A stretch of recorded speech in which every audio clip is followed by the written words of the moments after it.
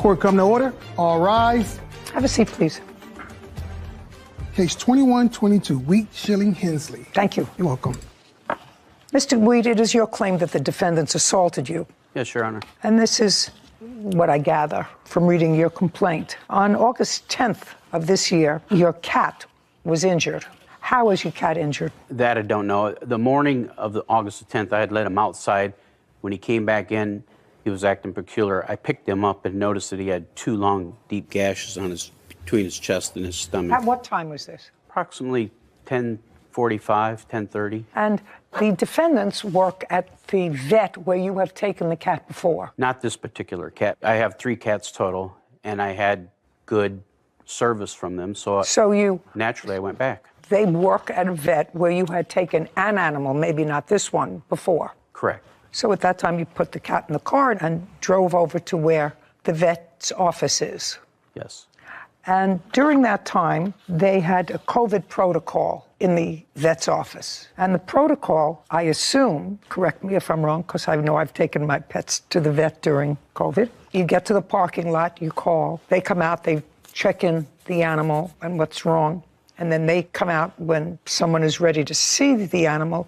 They bring them inside. You do not come into the office. Is that your protocol? Correct. Is that your COVID protocol? Well, it was in a couple of vets where I took our dogs. Were you aware of that protocol? No, Your Honor, not at all. So tell me, what happened when you got to the vet's office? Is there a parking lot? There is. There was one other vehicle there. It was pulled up in the front of the door, the very first spot. The papers indicate that there is a chart or a video of the parking lot. Is that correct? We drew a diagram that they based that on. Okay. So that would be a fair representation, sir, of the vet clinic, and there are parking spaces in front of it? I believe so, yes. Where did you park? Yes, please. My car, I'm assuming at this point, the main door is approximately over here. Okay. There was the vehicle that I was mentioning is parked here, and I was parked here. Okay, but you were parked right in front. Yes. Okay, is that right? Yes. Great. Thank you. Okay, so what happened when you got there? Well, I walked around the back of the car, got the cat out. He was in the passenger seat in the cat carrier. And I went immediately up to the door, and I don't know the defendants' names, but the younger of the 2, she was already out front with a... You mean the young lady in the blue sweater? Yes. Is that who you're talking about? Yes, You're Your looking Honor. over there. What is your last name? Hensley. Miss Hensley. She was already outside with a customer at Your that Honor, point. that was, Shh, it wasn't me. Don't speak. Okay, so you say Miss Hensley was already outside with another patient. I thought it was Miss Hensley. It could have been another lady that worked there, but it was similar in youth and... Okay, so somebody came out and was talking to another They were patient. already there, and so they stopped me. I was proceeding up to the door, and I, like I say, I have pictures of the signage that they have. So you can't read the signage until you get right up on top of it. Okay, so you went to the door, and what happened? I went to go in, and I was stopped. By whom? The lady that was outside. Okay, and the person who was outside stopped you? And said that you couldn't go in, so I stopped. I told him that it was an emergency, that my cat was injured. You told the lady outside? That was outside, absolutely.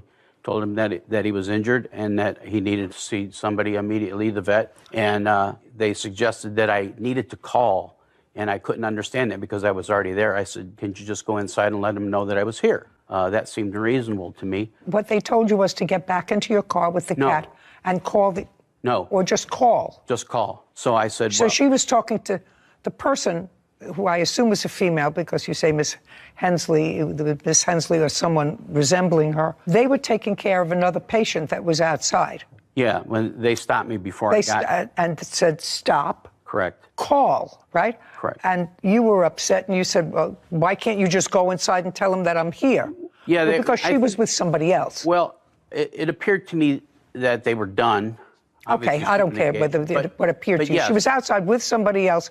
She told you to call. What happened next? Well, I set the cat down, and I actually sat on the concrete and waited. That person had... Waited for what? That person left. As soon as they got done talking with me, they went into the building. So, and I waited about 5 minutes. And then I guess it was Miss Hensley now. She came out and asked me now if I had an appointment, my cat's name. I said no. And I told her, I said no, it was an emergency. And then she told me at that time that there was no vet on duty. And so then that's when I got up. I was upset. I said that I needed to leave. I did use an expletive. What did you say? Well, I said that I needed to get out of there so I could get some help. Okay. And then I picked up my cat and the carrier, and I was proceeding to leave. And? That's when the other plaintiff, Miss Schilling came out, and she confronted me, and she started into a huge rant about how she wasn't going to stand there and listen to this or whatever. Were you shouting at Miss Hensley? No. No. She told you that there was no vet on duty. Right. And you got up and you said, I'm going to get the whip out of here. Correct. That's it. Yeah. Yeah. Okay. The fact that I had waited 5 minutes, I was, it was upsetting. So then when she Miss came Schilling out, came out and? she started into a huge rant. What did she say? A rant is a conclusion. What did she say? Well, she had her voice raised. She was shouting at me. What did she say? She said that she wasn't going to stand there and let me say things to this other woman. So then I just looked at her and I told her basically to shut up. So is that what you said to her? I told her to shut up. Okay, so you again used an expletive. Yes. Okay. Yeah, there was no reason for it. Okay.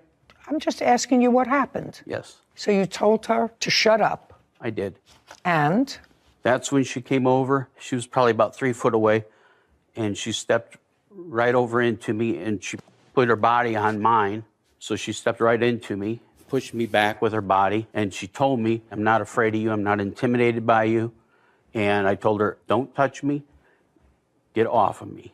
And I told her twice, and she never moved. I put my cat down, and I moved her off of me. What do you mean? I pushed her back off of me. You put your hands on her. She was already on me. How was she on you, sir? What physical part of the defendant? Her chest, her entire body was leaning on me at that point. She body checked me. I'd like you to go over there and show me where Miss Schilling came out and where the three of you were standing. Okay, I have pictures as well. Okay. So here being the front door. Yeah, right. And here was the box where I was sitting.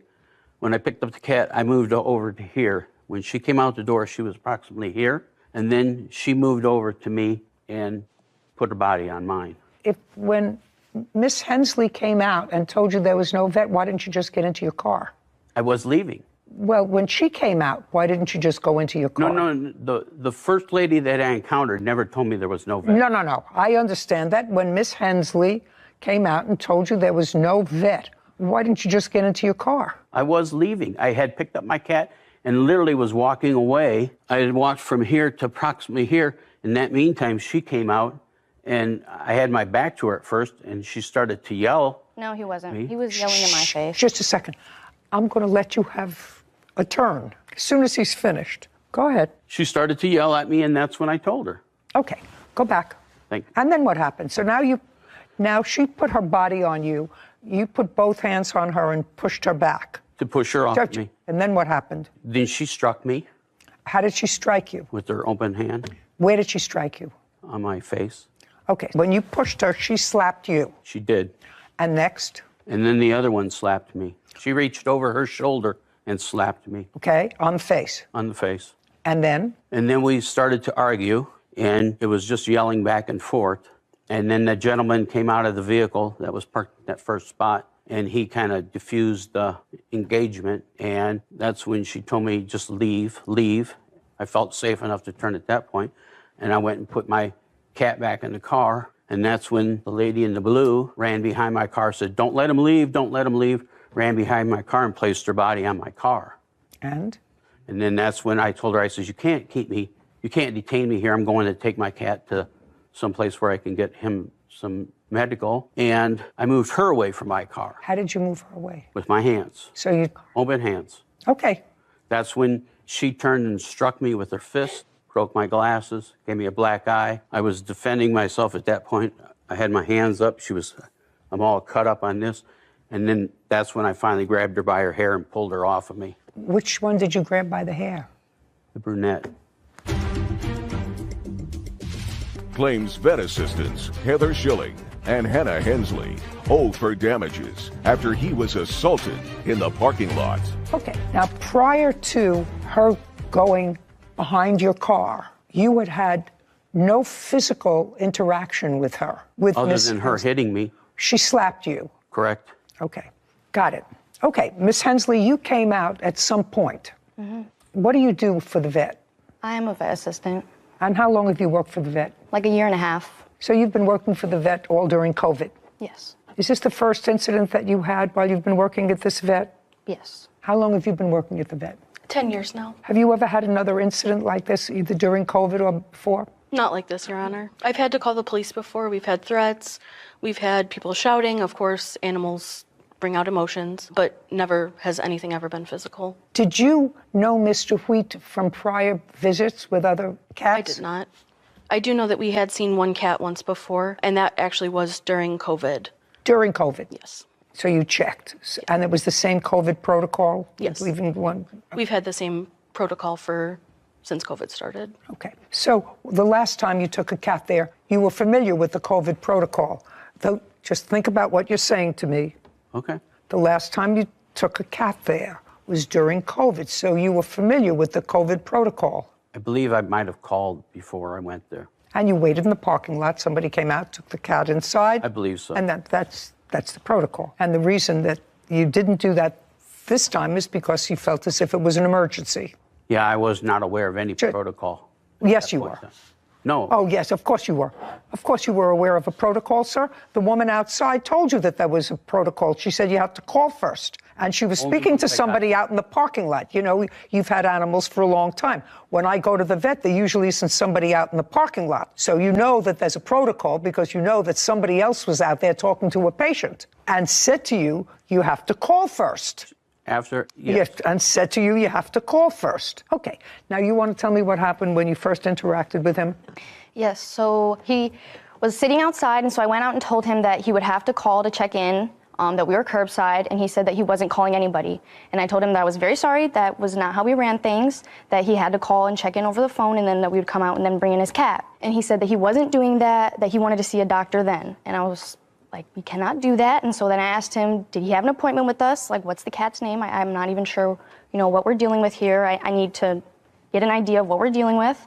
And I think he said the names of the cat was Pebbles. I don't even know. I'm not sure. But I asked if we had an appointment. He said no. And then I asked him what was wrong. And he said, the cat's bleeding out. She's dying. Something along the lines of that. Screamed at my face.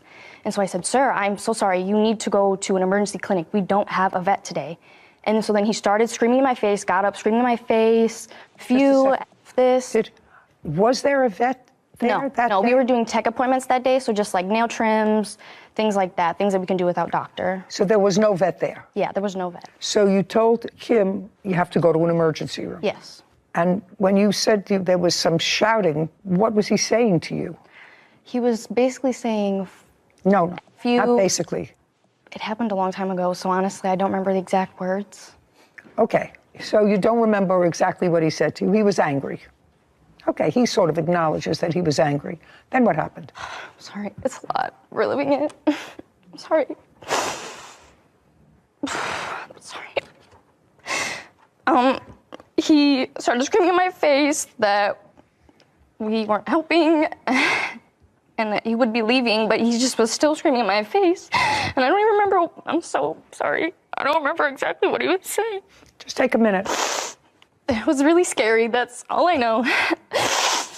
And I told him that he needed to leave, and he wasn't. And that's when Heather finally came out and told him that he needed to leave. She got in between us and was like, sir, you need to leave now. And she just kept saying, you need to leave now. And he kept screaming in our faces. And she was like, I'm not going to have you screaming at my girls. That's what he's referring to when she got into his face.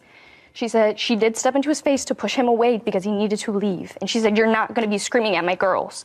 He still was being belligerent, not leaving. And at that point, that's when he spit in my face. And that's what caused me to shove him.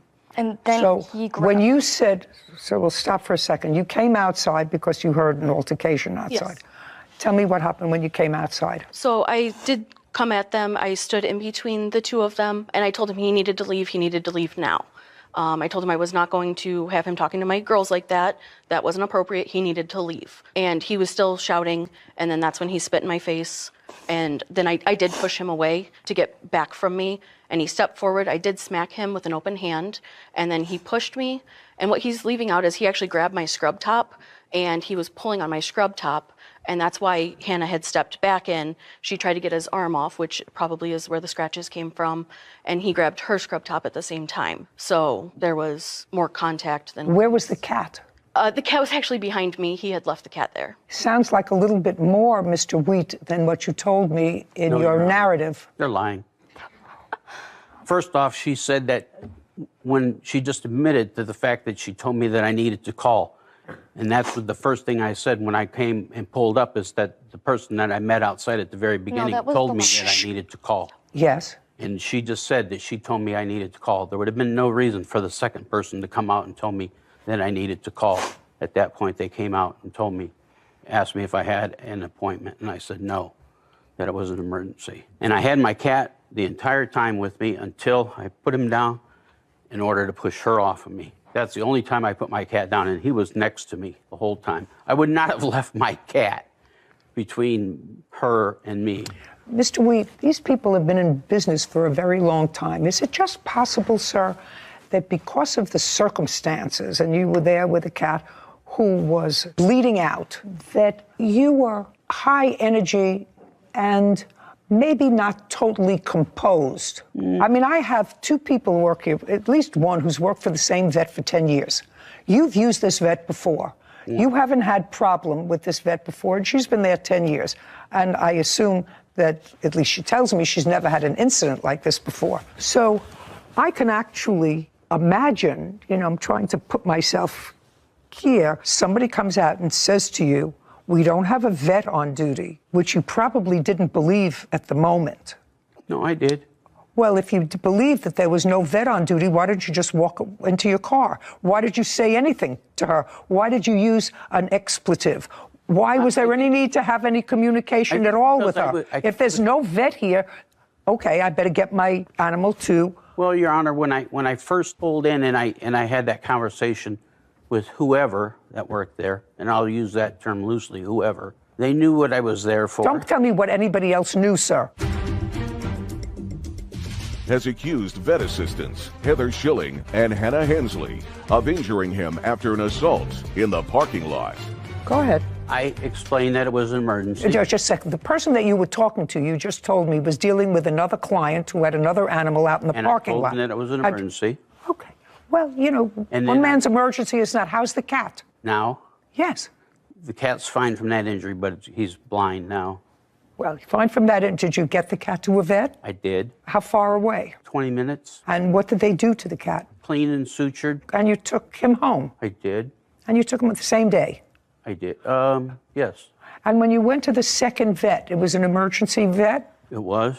Okay. Did they have a curbside arrangement there? They did not? No. Had you called them if you drove? Well, you mean you drove 20 minutes not knowing if they could get to see a vet? They're open. How do you know? I've been there many times. Mr. Wheat, do you think that I think that you drove with your cat without calling first to see if they were open and a vet there when they had already told you that their vet wasn't there? Why would I get in the car? I wouldn't at least make a call. The only other vet that's available right there. Well, how do you know that that vet was available? I've never been there where they've not. Okay. You have any medical records for me to see of your injuries? I'd like to see them. My injuries? Yeah. No. Well, I'd like to see them. I have pictures of my injuries. I'd like to see that. Miss Schilling said that you spit in her face. Is that true? That's not true. I don't have any lower teeth. When she was in my face yelling at me, and I was yelling back at her, that's when she made that accusation. It was more than just a little bit of spittle, Your Honor. It was what? More than just a little bit of spittle, Your Honor. He full on spit. Okay. Do you have a police report? I do. I'd like to take a look at it. Thank you.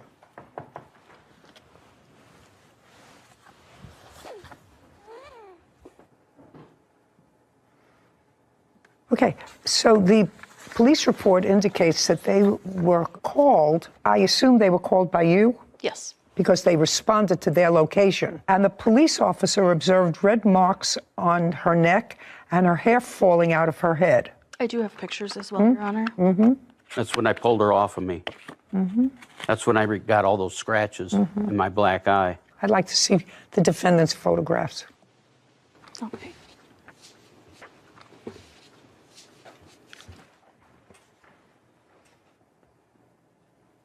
Mr. Wheat, I've read the police report, I've looked at your pictures, and can I see pictures from the defendants?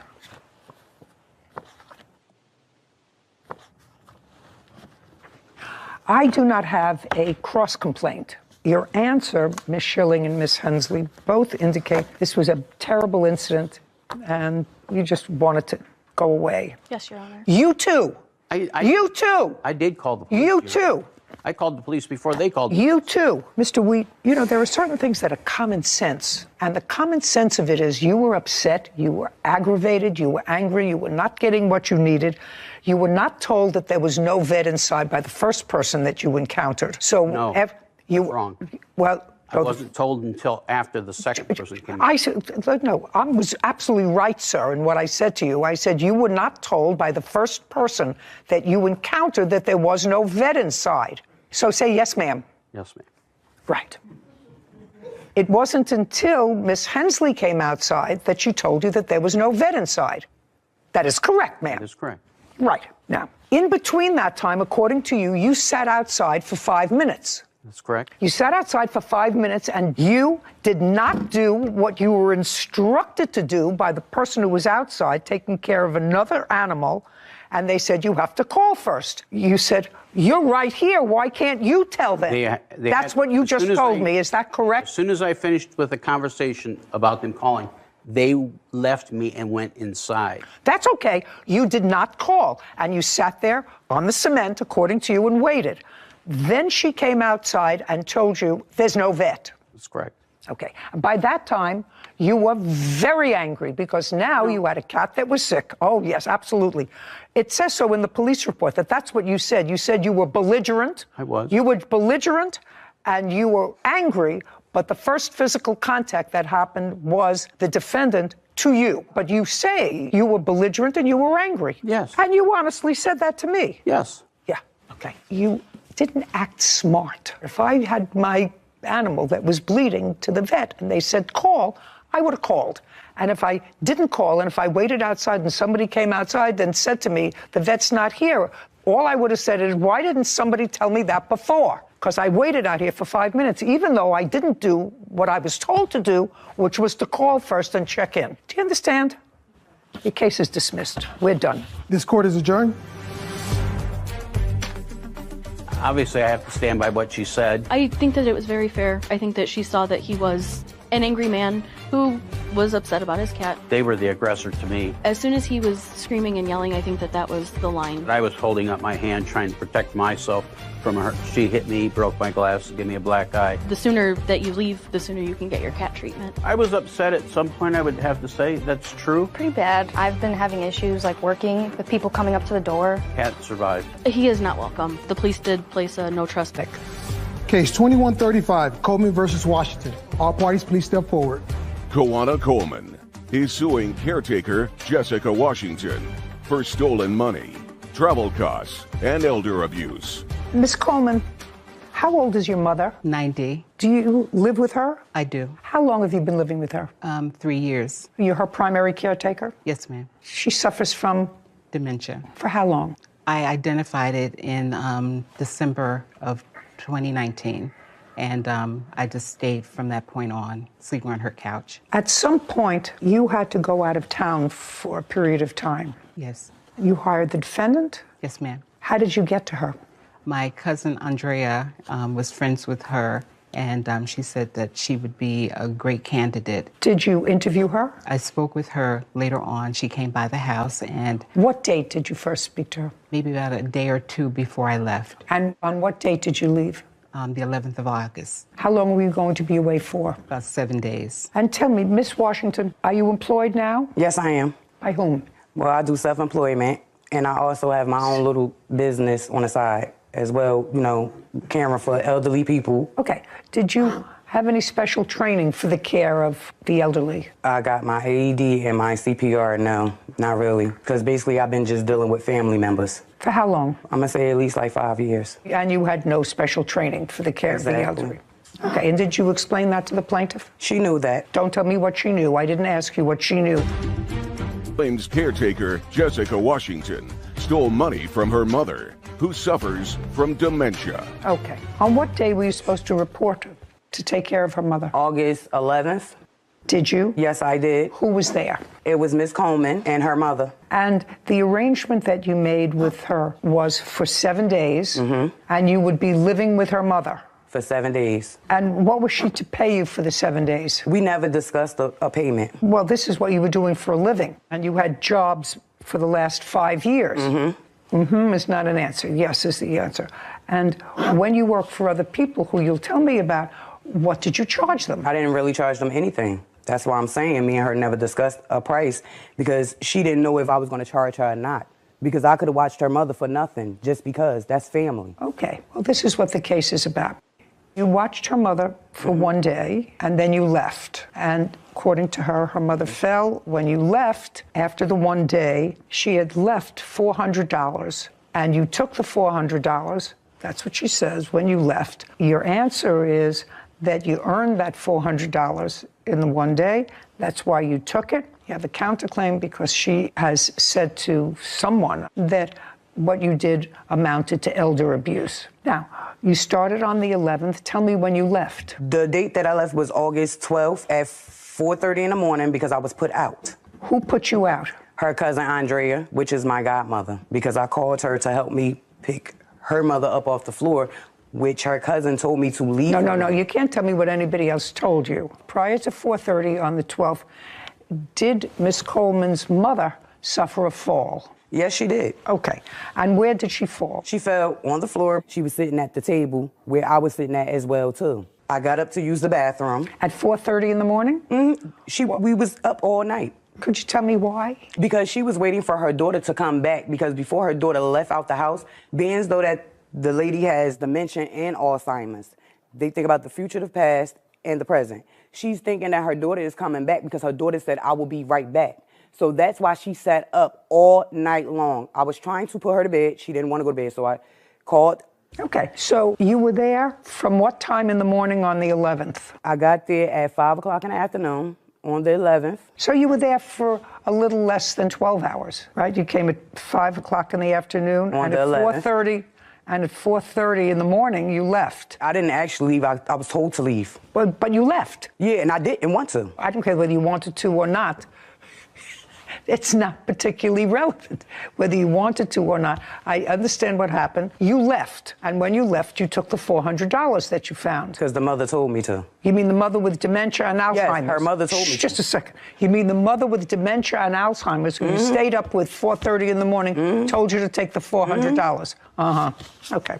Now, you're suing her for a lot more than the $400 because she said you had to come home from your travel. She's not responsible for that. She has to return the $400 to you. You told me 2 minutes ago, Miss Washington, that you never discussed fee. We did. Because this is not a question and answer. You didn't even know whether you were going to charge her anything because as far as you were concerned, it's family. Is not an answer. And you listened to the woman that you had been hired to care for because she has dementia and Alzheimer's and had fallen, and she said to you, take this $400, it's yours. What if she told you to take a piece of her jewelry? Would you have taken that? No. Yeah. You would have taken it because she gave it to you. Because I'm not no thief. I wouldn't. No, that's not what I'm telling you. You say that you took this $400 because this woman who can't make a judgment told you to take it. What if she said to you, I want you to have my pearls? Why not? I'm not taking no jury because I have my own. I don't need her jury. Okay, that's ridiculous. Judgment for the plaintiff in the amount of $400.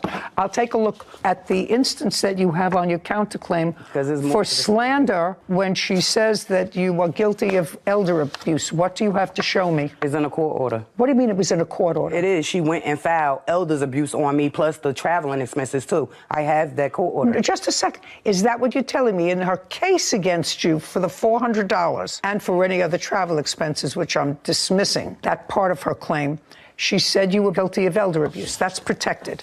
Okay, your counterclaim's dismissed. We're done. Court is adjourned. I think the judge did a great job. I assume that she would be able to deal with my mother. It's difficult being a caregiver, and we as people need to do much more to protect our elderly. We've seen a couple of these cases, and it's so unfortunate to see the elderly, and whether they're ill or sick or mentally not capable of caring for themselves anymore, zero training that some of these people have to really care for them. And it's scary. We've seen it too many times. And $400 on the counter to someone to just take it for 12 hours worth of work. You know, it's always struck me as a shame that society has and the government has created situations where you need licenses to do certain things. You need a license to tweeze someone's eyebrows. Mm-hmm. You have to be a cosmetologist. You have to have a license. You have to go to school. You have to pass an exam. You need a license to have a dog. But the most vulnerable people in the population, those people who, as she said, she didn't know whether her daughter was coming back or not coming back. She said she'd be right back, so she was waiting up for her. That vulnerable person, when it worked to the defendant's advantage, said, well, she was perfectly capable of saying to me, take the money. Take the money. 24, McPherson versus Hall. All parties, please step forward. Gerald McPherson is suing his ex-girlfriend, Natasha Hall, for money she received during their relationship. Mr. McPherson. Yes. How old are you, sir? 40. What kind of work do you do? Home care aid? Independent, or do you work for a company? Home care aid agency. For an agency? Yes. How long have you been working for them? About a year now, but I've been doing home care for about 3 years. Prior to working for them the past year, and you're still working for them, Mm-hmm. Is that right? Mm-hmm. Was there a period of time when you were unemployed? Not more than maybe 3 weeks, but since I know Ms. Hall... No, I don't want to know about Ms. Hall. No, I'm telling you my employments, that since I've lived in her residence, I've always worked. I worked at the zoo, Census Bureau. Don't try to think ahead of me. Okay. There was a period of time in 2020, according to you, that you became homeless and were living in a shelter. Yeah, And that was in what month in 2020? In June. So if I can explain the situation. I was living in a house that a slumlord wasn't doing the repairs. So I ended up forcing his hand, him selling the property, and the new landlord and my... Could you look at me when you're talking? I'm sorry. The new landlord and my other ex, they kept the property. I moved out. I went to a shelter because I didn't want nothing to do with her or the... You're talking about her? No, ma'am. Well, then don't keep pointing to her. I'm asking you... I'm just pointing in general. I'm not pointing at her. You actually pointed I'm sorry. to her. When you were in the shelter, were you employed? Yes, for the Census Bureau, Okay. doing the census. I was actually out in the field knocking on doors. I was an enumerator. So you were not working in home health care, you were a census taker? At that time, yes. And did you have a child living with you? Yes, well, that's not in the shelter, no. I could not have my daughter in the shelter. How old is your daughter? 10. And where is her mother? She's deceased. Where was your daughter living when you were in the shelter? With my mother. Is she living with you now? She's been with me since June. In a new apartment? Yes, I moved in August 1st. She goes to school from your apartment? Yes. Okay. In 2020, you became acquainted with Miss Hall, and there came a time shortly thereafter, uncross your arms, and there came a point shortly thereafter when you moved into her home. In August, yes. Of 2020. Mm-hmm. And you remained in her home until what month and year? August of 2022. And in what month and year did you regain custody of your daughter? June of 2022. So there was a period of 2 months when you and your daughter lived in Miss Hall's home. You could say that, but... Well, I'm saying that because I just asked you a question about timeline. No, because me and Miss Hall was going through our dispute about this money, my daughter was staying with my grandma. I only brought my daughter there on certain occasions. When I say you regained custody of your daughter, was that a court order? Yes, I have it right here. Just a second. Was the child removed by court order from your custody? It was removed because the house... Don't tell me because. Yes, it was yes. Yes. I have lots of things to do today. Okay, I'm sorry. Child was removed from your custody. Because I didn't have nowhere to live at the time. Was the child removed from your custody before you moved into the shelter? She was removed because I was in the shelter. Did you take her to the shelter? No, I was not allowed to because there's no men. So at that time, female. did she go and live with your mother? Of course. Was that by court order? No, it was I brought her to your mother. Yes. May I see the court order that involves custody, please? Here you go. I'm not getting an answer. This is the court order, and this is these two forms.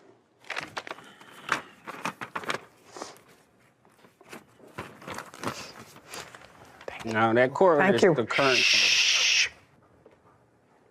Okay, so the child was placed with the Commissioner of Social Services in Pennsylvania. Mm-hmm.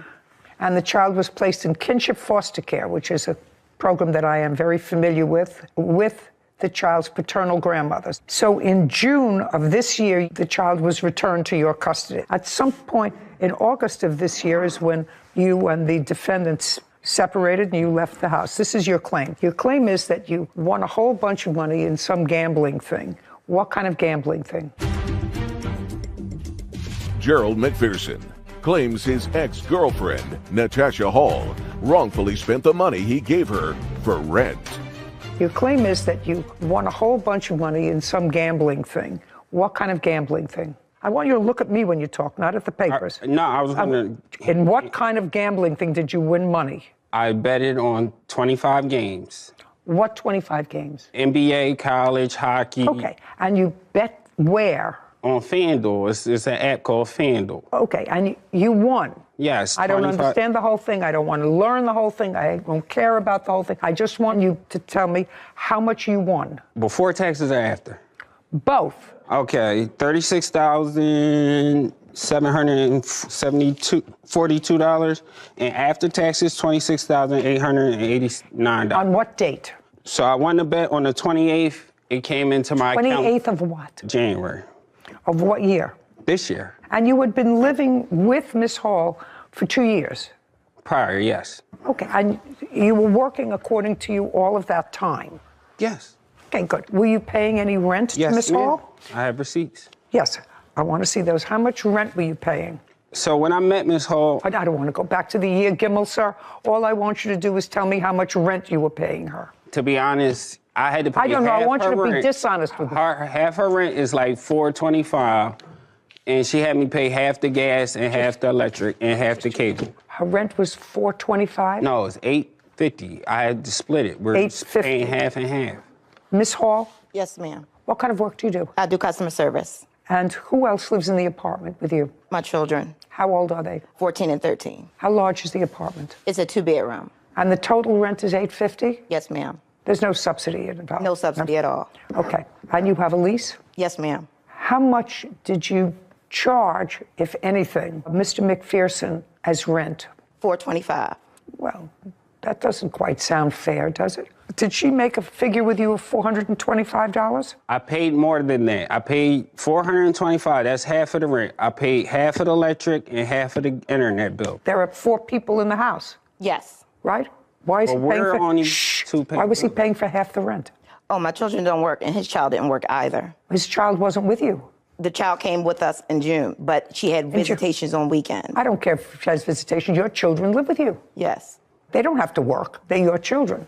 They're not his responsibility. Okay. I just want to know where everybody's head is at. There came a point, Miss Hall, when Mr. McPherson gave you $6,000 in cash. No, not in cash. Check. No. Both of them were wired. One was directly wired into our Bank of America account. When? Just a second. When? The first transaction was on January 31st. The second transaction... January 31st of? This year. And the second transaction was the next day, February 1st. $12,000 total. Do you acknowledge Miss Hall receiving $12,000 in your account from Mr. McPherson, or do I have to look at his records? I do not acknowledge. He gave me $6,000 and $4,500. $6,000 and $4,500, Mr. McPherson. Does that sound right? No, it's not right, and I'm going to show you. Let me see your bank record. All right, hey, sir. Let us assume that it's $6,000 and $4,500 that he gave you in this year, 2022. Yes. Is that correct? Okay. Let us assume for the moment that you're correct, because you're suing for $6,000. Yes. Right? Yeah, because the first initial $6,000 was 8 months rent.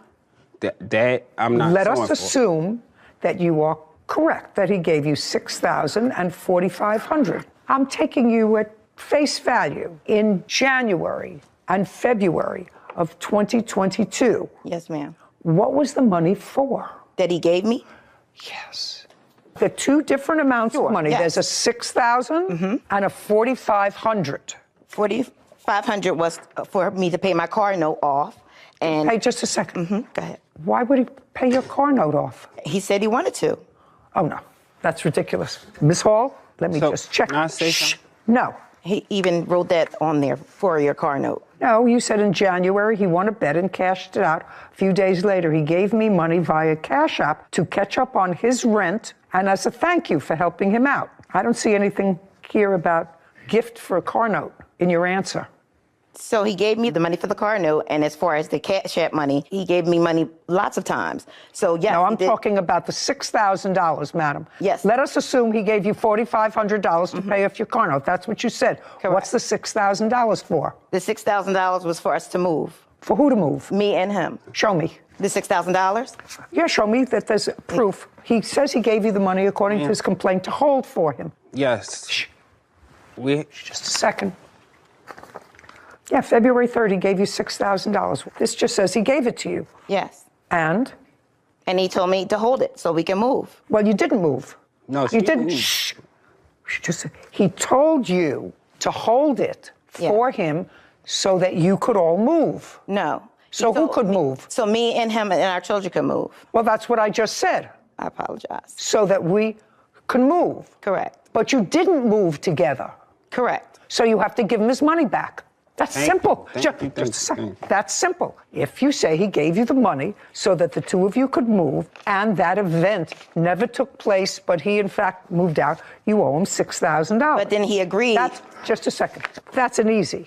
Okay. Do I have to deal with anything else? Money for lost wages, rent, utilities? Forget it. He paid all of that with the $4,500 when he paid off your car note. Come on, let's get it together. Lost wages. What are the lost wages for?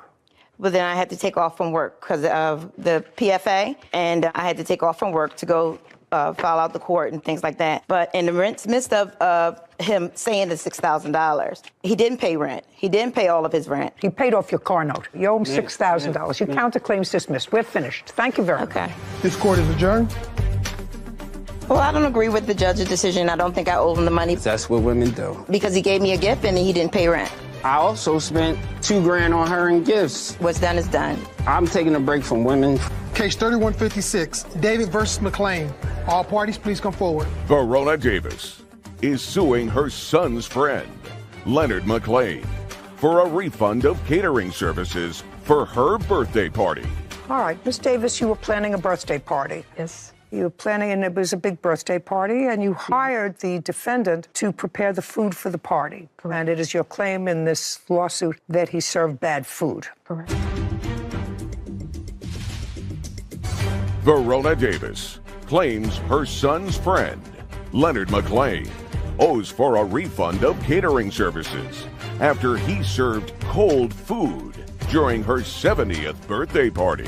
Okay, so the birthday party was when? December the 16th, 2023. How many people were there? Approximately 60, 70 people. Well, I need to know how many. 70 people. So 70 people were being fed. Yes. And he charged you $1,800. That's correct. What, $25 a person? Correct. Correct? No, How much did you charge her? $1,900. Did she pay you the $1,900? No, she paid $1,800. So stay That's with fine. it. $25 a person. Okay. And how many courses was he supposed to serve? It was courses of fried chicken, baked chicken, codfish, roast beef, meatballs, tossed salad, potato salad, string beans.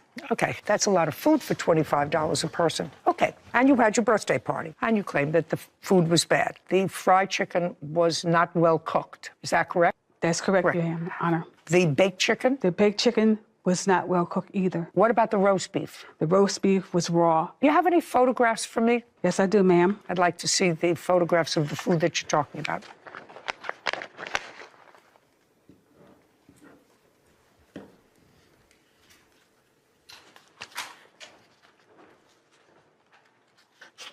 I don't see anything wrong with these pictures. I see you have circled a piece of fried chicken, and you have circled that it looks as if it was bloody inside. Correct, Your Honor. But there's nothing wrong with the other pictures you showed me. This doesn't do it for me. Your Honor, if you see, it's pink in the middle. I saw that. He acknowledges that. He said he took it off. When you showed it to him, you acknowledged that you saw that the fried chicken had red inside, and you took it off. That's either a yes or a no. That's what you say in your answer. Yes. I'm getting hungry and testy. I'm sorry. So just answer my Yes. question. Don't think about what I would like to hear or what's good for you. You say in your answer you took the fried chicken off because it wasn't prepared right. Yes. Okay. Did she complain about any other of the food to you? No. Okay. You didn't complain about any of the other food in your complaint either. I complained after the party, Your Honor. We had a meeting. We had 3 meetings. I explained to him the chicken was half cooked. I have complaints from my guests. Just a second. Can't tell me about complaints. The fried chicken, he acknowledges, was not cooked enough. Next. I looked at the other pictures. There's nothing wrong with the other pictures of the other food. Nothing. What do you want me to see in the other pictures? Look perfectly fine. You were feeding 70 people for $1,800. You never said anything was wrong with the baked chicken. You said there was something wrong with the fried chicken. So what did you have meetings about? Your Honor, I complained about the baked chicken and the fried chicken after the party when I called Lenny up and showed him the chicken because he gave me a thumbs up. I said, come here, I need to show you something. When I showed it to him, he acknowledged that the chicken was half cooked. Also, the chicken was cold.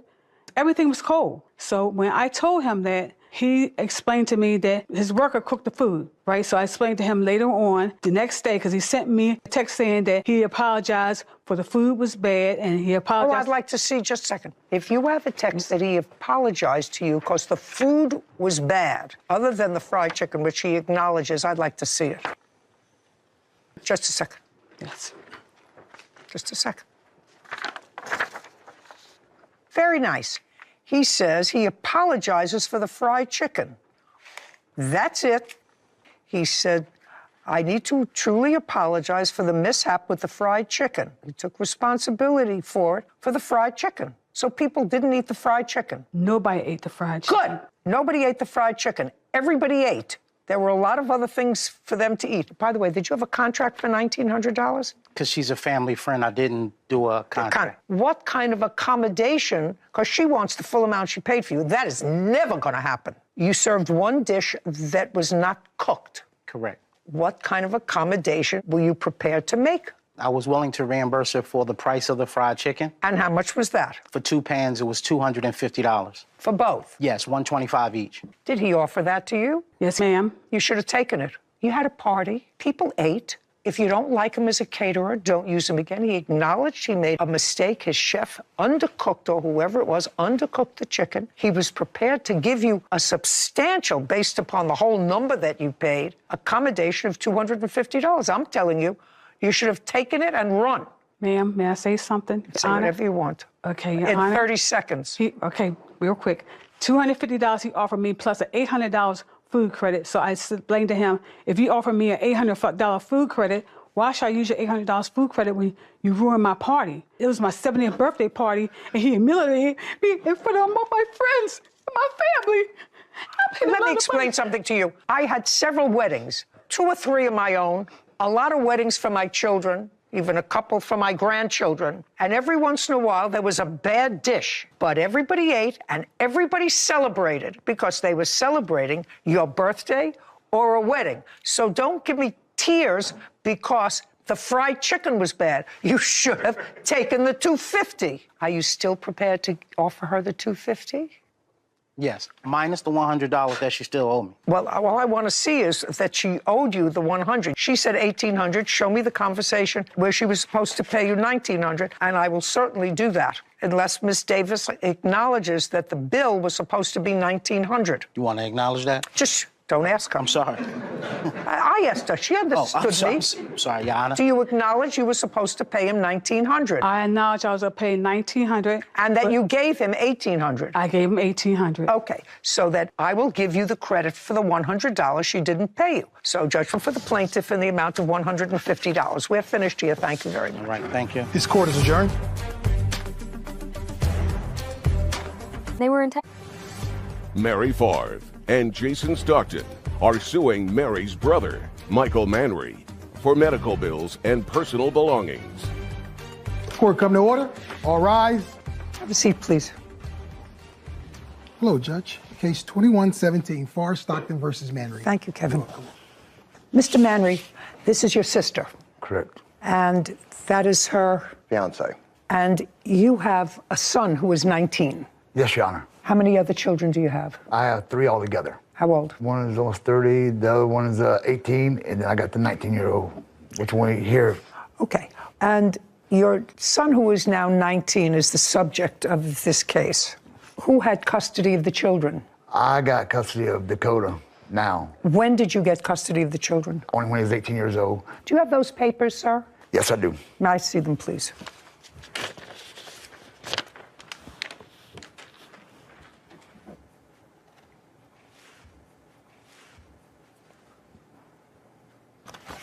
Okay, so this grants you, sir, legal and physical custody of Dakota Manry until further order of the court. So what this case is about now, and I assume from what I've read, that Dakota has certain special needs. Yes, ma'am. And because of his special needs, he is unemployed. Did he finish any sort of a high school? He graduated. He graduated from high school? Yes. Did he go to a special school? He went to a regular school, but he was in special education. And when he graduated, did he graduate when he was living with you? Yes. Okay, so this is what your case is about. At some point, according to you, you have a niece.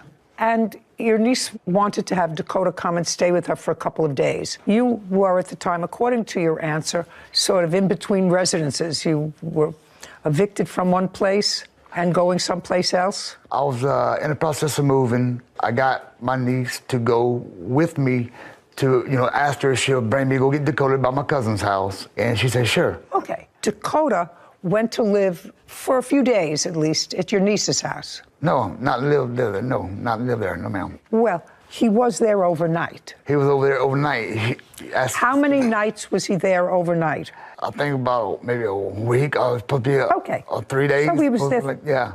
During that time, you, who are his aunt, yes, ma'am, went to your niece's house and you saw Dakota there. Yes, ma'am. And according to you, became concerned because, according to you, it looked like he hadn't showered in a week. He was in dirty clothes. He just looked awful. So you decided to take him to live with you? I asked him, I said, do you want him to the house to stay, a little while, where he can eat and all that, because he looked like he hadn't ate either. Okay.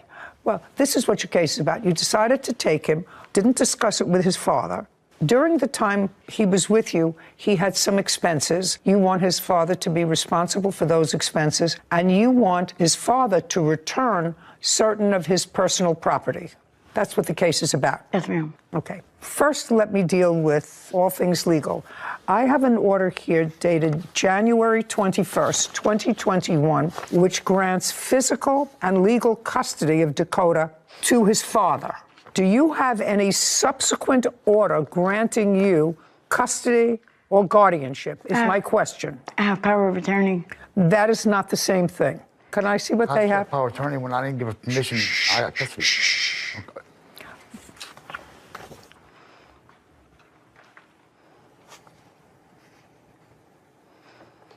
Okay, this was signed by Dakota, so he's giving you legal power to act on his behalf. Yes, ma'am. Now, Dakota, by signing this power of attorney, he's saying that I am a whole person, and I give you the right to make medical decisions for me if he can't do them. It's a general power of attorney in case he becomes unable to make decisions on his own. This is an order of custody. You have power of attorney. Power of attorney suggests to me that Dakota wants to emancipate himself from his father, wants someone else to act on his behalf. It becomes a complex question because if Dakota has special needs and if he can't act on his own, and a court has already ruled that his father should have custody of him, either you have a power of attorney and he's emancipated, in which case his father's not responsible for any of his medical bills, or this is invalid because he can't sign a power of attorney because he doesn't have the mental capacity to understand all of the implications of this power of attorney. Now, your nephew was in special classes. Yes, ma'am. And do you know what the nature of his disabilities are? Fetal alcohol syndrome. Is that his diagnosis, sir? Yes, Your Honor. He had, according to you, after you took him from your niece's house, and you do acknowledge you took him without his father's permission. Yes, ma'am. Yes, ma'am. We was not talking, me and him. It doesn't make any difference if you were talking or not. I didn't have his number, and I asked Dakota, I said, text your daddy to let him know you're coming with me. Dakota said, and he showed me where he texted Michael. Now, I don't know if it was on a different Facebook page. No, it's your responsibility to notify his guardian, who has custody, that you have taken physical custody of him. Right. And when did you take physical custody of him? Give me the month, day, and year. May 20th of this year, 2022. Now, while you had physical custody of Dakota, you indicate that he had surgery. Yes, ma'am. And part of what you want Mr. Manry to pay for is the ambulance bill. What kind of surgery did he have? Brain surgery, and he had a feeding tube put in him. Just a second. What caused you to take him to a hospital or to a doctor? Your Honor, when he arrived at the house on the 20th, he had very bad slurred speech and his balance was completely off. He was falling over. Your Honor, it was like he was a drunken man. Let me go back to you for a second, sir.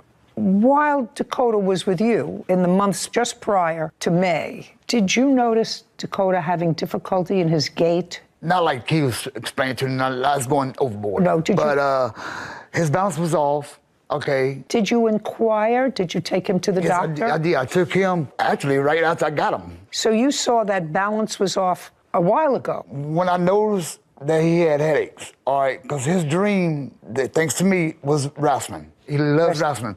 I put him in wrestling. I talked to the promoters, and I did that for him. But when I seen every time he got body slammed, and this and that, I had to take him out of it. I got concerned because he was complaining of headaches. So I made him an appointment, and I waited for a referral. Well, when the referral came in, my kid was kidnapped. So he never actually saw the second doctor? No. Okay. Do you have any records? Well, I couldn't get the records. I tried to get them. Once someone went wrong, my kid died doing surgery. I couldn't even be there for him and all that. Anything could have happened. Just a second.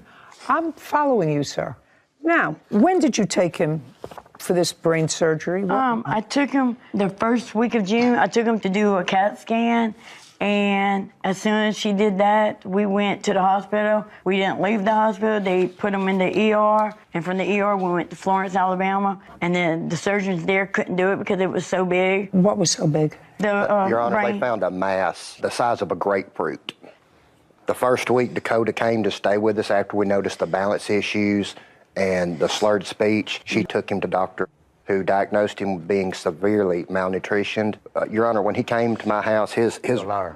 No. Okay, I'm sorry. Your Honor, sorry. My apologies. His leg was no bigger around than my wrist. I got it. Mr. Manry, everything has to be put in perspective. You had a lot of things going on. And if Mr. Stockton's reporting to me is accurate, even though there might be some bad feeling of the way your sister and her fiancé took physical custody of Dakota, you really have to be in a position to say thank you to them, because you, for whatever reason, not for lack of trying, nobody is suggesting for lack of trying, you did try to take him to a doctor, you did see that there were things wrong with him. I understand that it's not always that easy to get the right specialist to get involved in this kind of surgery, but you really have to take a breath. Yeah. And I assume it's accurate, because I cannot assume that anybody would perform brain surgery on a child that was not necessary. That okay, why she couldn't call me? She should. Just a second. Just a second. Your sister should have called you and told you that Dakota was going into the hospital to have surgery. That would have been the nice thing to do. Did you do that? She did. No, she did not. She called. I called my mother. Well, calling your mother. His phone was disconnected. I did not have the new number until he called me or texted me with a bunch of drama. That's when I got his took number. my kid from me. You kidnapped my son no matter what. Mr. Manry, what I want you to do is just take a breath for a moment. Yes, ma'am. Mary Favre and Jason Stockton claim Mary's brother, Michael Manry, owes for medical bills and personal belongings. Michael is countersuing, saying they illegally took his son from his custody. Mr. Manry, Dakota was only at your niece's house for a short while. You already told me that when he came to you, his gate was off. So right before he went to stay for a couple of days at your niece's house, was his speech slurring? No, he always had a speech impairment because of the disability, but his speech was not slurred at all. That is a lie. Him having the skinny arms and all, that's all Okay, lie. I'm not talking about skinny arms. I'm talking about this his slurred speech. What I was saying to you, Mr. Manry, is that I don't think there are any bad guys here. I don't think that you're a bad guy. And I don't think that your sister and her fiance meant any harm when they saw a situation that they thought was dangerous. And as it turned out, they were able to get him seriously needed medical care. That doesn't mean it was all done right. But what you're asking for is to be compensated by the defendant for the cost of the ambulance bill that you incurred. Now, this power of attorney was signed by Dakota, if in fact he had capacity to sign this power of attorney.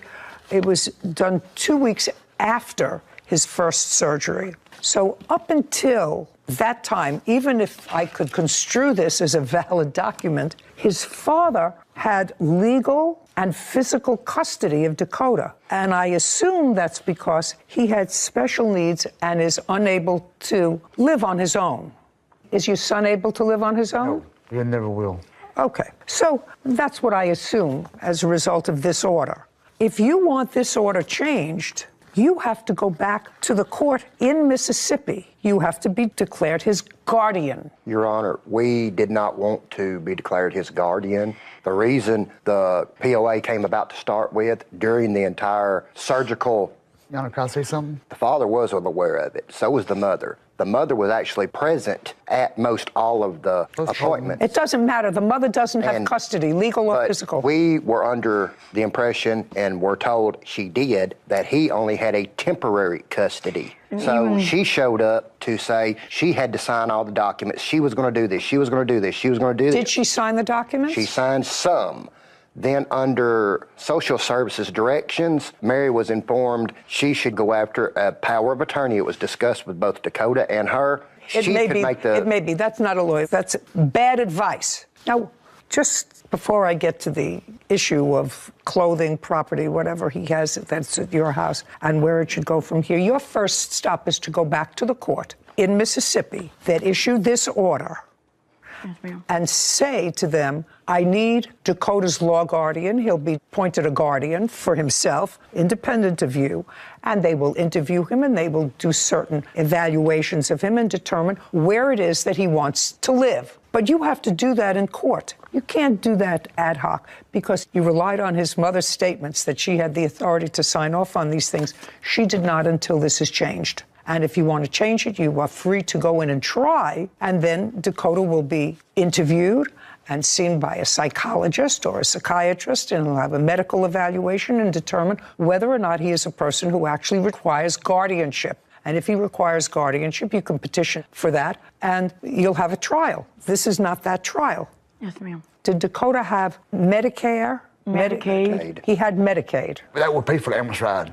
Yeah, I just want to know if he had Medicaid. He did. I did give them the Medicaid number, and they keep sending me a bill, and I called them, and they said because it's a different state, it's not covered. It doesn't matter. Tell them to send their bills to his father. Tell them that you do not have custody or guardianship of this child. His father has custody, guardianship, and this bill is not yours. The bill is going to Dakota. They're going after Dakota for it. His Medicaid didn't pay for it. They may be going after Dakota for it. They will be very smart seeking payment from people who can pay them, which is his parents. Right now, you're not legally responsible to pay for his ambulance bill. The only person who might be legally responsible for it is his father, and that will be up to the ambulance company to do. This is not your responsibility at all. So discount the ambulance bill. Next to Dakota's things, you want property that he has in his father's house. So let me go back to you with regard to my statement to you 4 minutes ago. You have to have this custody order modified. You have to go back to the same court that issued a legal and physical custody order of Dakota to his father and say, we would like guardianship of him. He wants to stay with us. He's 19 years old. He will be interviewed. He'll be analyzed. And if at the end of the day you get guardianship of Dakota, then his father may or may not turn over whatever property he has. Dakota's never worked. So whatever property he has was either purchased or given to him by either his mother or his father or other relatives. A lot of it was his mom that paid for the stuff. I don't know that. No, the bottom line is why all this balls down through, Your Honor. So far, Mr. Manry, you're not losing this case, so I don't know what you're agitated about. You're not losing. You're not losing. What I'm telling the plaintiffs is that if they think that they can provide a more pleasant, stable environment for Dakota, they have the right to petition for guardianship of him. Now, it would be in Dakota's best interest long-term if he were to have contact with both his mother and his father. Contact. I'm not saying live with. Mother, father, and his aunt, and his soon-to-be uncle, as soon as you make up your mind and give her a ring. It's in his best interest. He needs the largest community that he can. I agree. Okay? We're going to stop throwing barbs because that only serves to inflame already raw emotions. Mary Favre and Jason Stockton have accused Mary's brother, Michael Manry, of owing for an ambulance bill. Michael claims Mary and Jason took his son without his permission. What I'm telling you is a very simple, procedural thing where you have to go. You can't sue him for the return of Dakota's things unless you have guardianship of Dakota. Understood. Because he already is the subject of a recent order of custody from a court. That's what you have to have. You can take that bill from the ambulance service, put it in an envelope, we'll get you the address, and that's where that goes. That's his father, who is his legal parent under this order. So send that bill to them so you don't have to worry about that bill. As far as his property is concerned, that has to go along with an order of custody or guardianship. And that's something that you should do. But, Mr. Manry, I am not making a decision with regard to his custody or not. What I'm asking you is, until a court reviews whatever orders they're going to make with regard to custody and guardianship, first, I know you may be angry, but they probably saved his life by getting him to the doctor that they did. And if they removed a massive tumor from his brain, you should say, thank you for doing that, because it was a month after he was living with you. Someone else took your son and saved his life. And for that, at least, you have to be grateful. You can be angry. You can be angry that you didn't get it done before. You can be angry that somebody else did it without consulting you. You can be angry at all of those things. But at the same time, you have to feel grateful that it was done. There wasn't no reason they kidnapped my son. Okay. Mr. Manry, you keep going back to the same song. I was worried about You keep going back to the same song. And what I'm saying to you is, their next stop, if Dakota wants to live with them, and he's right now over 19 years old, is to the court who issued the order to modify that order. All I'm saying to you is, I want you to say, I am angry that I wasn't consulted or didn't participate in this massive surgery that your son had. But I'm grateful that it was done, because if it wasn't done, in all probability, he wouldn't be here. You just have to think about that. What I'm telling you is, you have to love your child more than you, at this moment, dislike your sister and her fiancé, because they were able to take control of a situation and get your child fixed. So is Dakota, just for my own, is Dakota angry with his father? He's angry that his father won't return any of his wrestling. He is correct. He is a huge wrestling fanatic. Okay. What particularly does he want? He wants his wrestling? He wants his wrestling belts, They have replica belts that were made. He wanted his PlayStation 4 and the wrestling games. PlayStation 4, I'm not interested in that. He wants his wrestling belts. Yes, ma'am. Yana, can I show you something right quick on my phone? Dakota kept texting me, you know, he kept on like video chatting me and everything. And then all of a sudden, like a light switch, he changed and everything. The boy's mind's being poisoned by Mary and Jason. What I'm telling you, Mr. Manry, that's for another court and another day. When Dakota has a lawyer, you may have a lawyer to modify this custody order. Right now, he would like his wrestling belts. Oh, I want my son to come home. Okay, then I strongly urge you to go to the court, file a petition against them for custodial interference, or you go to court and file an application for guardianship of Dakota, which is a much more positive thing to do, and let a court that has the social work services, the psychiatric services, evaluate Dakota and figure out in whose best interests are we supposed to place faith. And I think if he is a thinking young man, and you told me that he is because he wants these things that are important to him, he should be able to have a say with whom he lives. Now, you have my ruling. Your next stop, folks, is to modify the order of the court in Mississippi that gave his father custody, physical and legal custody of him. You have to petition for guardianship. That's your next step. So, in that regard, your case is dismissed. Send the ambulance bill to his father. I got a counter suit. We're done. Your Honor. Yeah, I'm not hearing it, sir. Okay.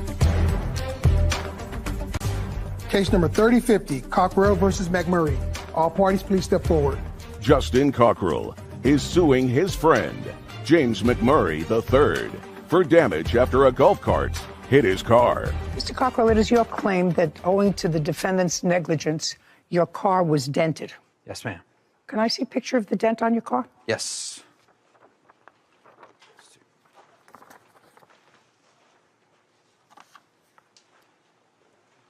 Yeah, that's serious dent. Okay, let me understand the theory of your case. Mr. McMurray is a friend of yours. I assume you were there as well that day? Yes, ma'am. You were all having a pleasant afternoon, having a couple of drinks. Were you watching a sporting event? We were watching golf. At whose house were you watching it? Bubba's house. Your house? Yes, ma'am. How many people had golf carts? 2. I drove my car over there. Everybody else lives in that neighborhood, so they'll drive their golf carts. And Mr. McMurray, what time did you get to the event? I got there around 2:30 that afternoon. And did you bring your golf cart? I sure did. You drove your golf cart. On what date was this? May 21st. So let me see if I've got the alleged facts right. You wanted to leave at some point. You went outside and found that somebody's golf cart was blocking your golf cart That's correct, Your Honor. in the driveway. Yes, that is correct. The keys, I assume, were in the golf cart. That's correct, Your Honor. The one that was blocking your golf cart. So you moved that golf cart in order to get your car out.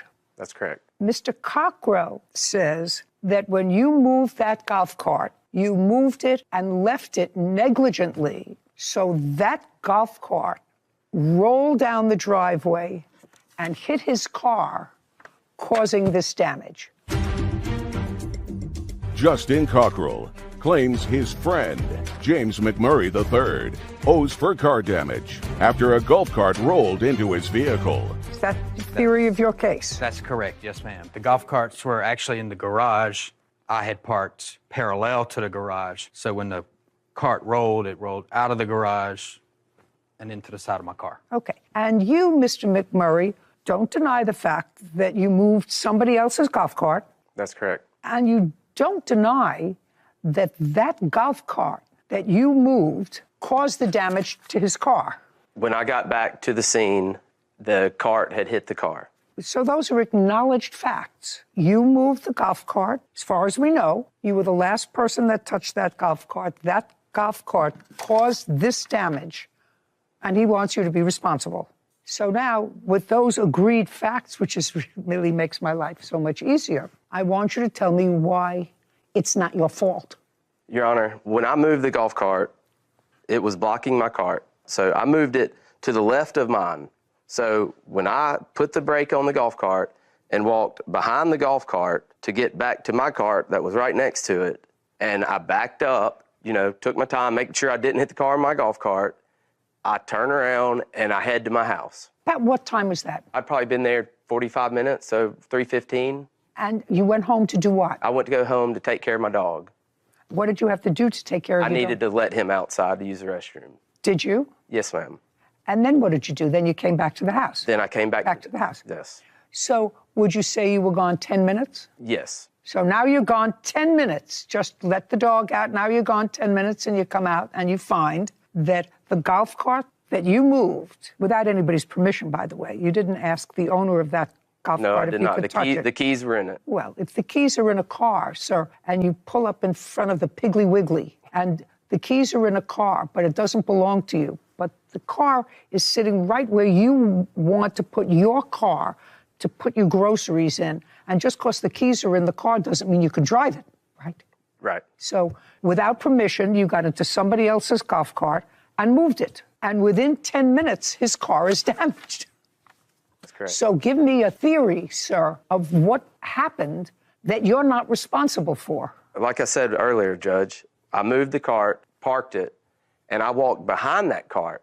If this cart is what they're alleging rolled back on its own, then wouldn't it have hit me when I walked behind it, getting into my cart? Maybe it needed a nudge from the wind. Maybe it needed something else. But that's not the kind of intervening act, sir, that gets you off the hook. Well, doesn't get you off the hook. okay. I'm going to give you an example, my favorite example. Many years ago, I tried a case that changed my life to a minute degree forever. You know, you go grocery shopping, you go to big stores, and they always have a place where you put the grocery cart after you finish loading your car, right? Put them here. So this particular case was about a woman who went shopping and she had a big load of groceries and she unloaded the groceries in her car and then do what some irresponsible people do. They just leave the cart there. Cart can roll, cart, can be touched, whatever. And the cart rolled into another car and caused damage. The defendant's defense to that case wasn't her, it was wind, which is an act of God. Wind came and blew the shopping cart into the plaintiff's car. Well, the wind isn't an intervening act because if the shopping cart had been put into its place, wind, rain, frogs, hail, nothing would have happened to the plaintiff's car. We understand each other? We do. That's actually not the punchline of this story, because after all, we're just dealing with a dented car here. After that case aired, because I was doing it in the television courtroom, I was shopping in Publix in Florida, and I unloaded my groceries in the trunk of my car and was going to leave the shopping cart there. And 3 women got out of a car together who had clearly seen that episode and stood there with their arms crossed, waiting to see if I was going to put the shopping cart back where it belonged. So when I say that case changed my life forever, I can't go grocery shopping anymore unless, I don't care where it is, it could be 20 blocks away, but that shopping cart goes where it's supposed to be because somebody's around who's going to take my picture, leaving that cart around, and it's going to humiliate me. So what I'm saying to you is, it's your fault. It wasn't my golf cart. It wasn't my house. It wasn't. It was just like, it wasn't your golf cart, which means you shouldn't have touched it. Which means if you wanted to go home and let your dog out, which you probably should have done a half hour before, then you go inside and say, because you know all these people, whose golf cart is that? It's blocking me in. Can you move it? That's easy. You would do that with a car. You just took it upon yourself to go to touch somebody else's property, and within a millisecond, because nobody else came out and touched that car, you were the last person who touched that golf cart. You were. It caused this damage. Don't make excuses. Accept responsibility. Shouldn't have done it, whether you forgot to put the brake on it or not, because I've driven golf carts. We have them around, and sometimes I forget. It says turn it on, and then you hit the brake, and there are 2 brakes. So I never park it like this. If anything, I park it like this against a tree, so it can't go anyplace. It's your fault. Well, that brings up another... It's your fault. May I have the estimate to fix your car, yes, please? What year car is this BMW? It's, 2011. Judge, can I ask you a question? No, I don't answer questions. That's one of the delights of this job. I ask questions. I don't answer questions. Nice. 1482, judgment for the plaintiff. We're done. Thank you. This court is adjourned. Suing her former friend, Douglas Soroki, for storage fees and a wrongful eviction. Court come to order. All rise. Have a seat, please. Hello, Judge. Case number 2062, Bahar versus Soroki. Thank you. You're welcome. Ms. Bahar, how old are you? 38. What do you do for a living? I used to be a cosmetologist. What do you do now? I'm not doing anything right now. Who are you living with? I lived in hotels. I'm staying now with a friend for 3 weeks. How do you support yourself? I'm on income that comes every month. I'm on disability right now. Is your disability of a physical nature or a psychological nature? It's both. And how much do you collect from disability? Around $900. A month? Yes, ma'am. And how long have you been on disability? About 10 years. 10 years? And when were you a cosmetologist? I started back when I was 16, during high school time. And I started doing hair, and I went to hair school, and then I ended up getting really sick. So I went back and forth to doing hair, and then I just couldn't do it anymore. Well, when did you said you were a cosmetologist? When were you a cosmetologist? During high school years, so it was like around 2000. Oh, well, that's a long time ago. We're talking about ancient history. Yes. So what you're telling me is that since you were in your mid-20s, you have been on disability. Yes. And how old are you, sir? 69. You're a single man. Yes, ma'am. And tell me how you met the plaintiff. About 4 years ago, she called me. I do auto brokering, where somebody wants a vehicle, and I go to the dealer and try to make the best deal for them, just like a real estate agent. Tell me how she got your number. So I advertise on Facebook. I advertise on LinkedIn. So I don't know exactly how she got my number. How'd you get his out in the number? public. The truth is, I never got his number. What happened was, we talk about, I'm looking for a car, I'm selling, I want to sell my car. He messaged me, hey, I sell cars, I can help you. That's 2-3 not years. true. That's very true. I have all the messages through Facebook and everything. But he messaged me, I can help you. How are you? Good morning. I said, okay, you can help me. But Okay, I got enough. Yeah. All right, so let me sort of outline this case the way I am now putting it all together.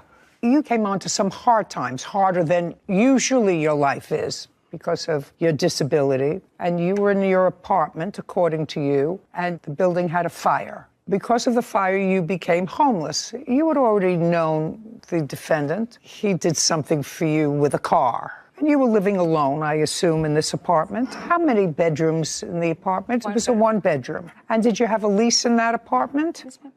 And how much were you paying in rent? It was $790. Okay, so you were paying $790 for the apartment that burned down. I'm sorry, $690. I apologize, $690. And how long had you lived there? It would have been 5 years exactly. Okay, it would have been 5 years before the place burned Yes, down. ma'am. And Your Honor? what? They were evicting her. At the time of the fire? Yes, No. yes. And then... Just a sec, 1 sec. Don't shout out again. However, I find that interesting. She was living there for 5 years, and how do you know that she was being evicted? She showed me the paperwork. May I see it? Yeah, it's my phone. Here's the letter that she had with the management. Okay, good. Thank you.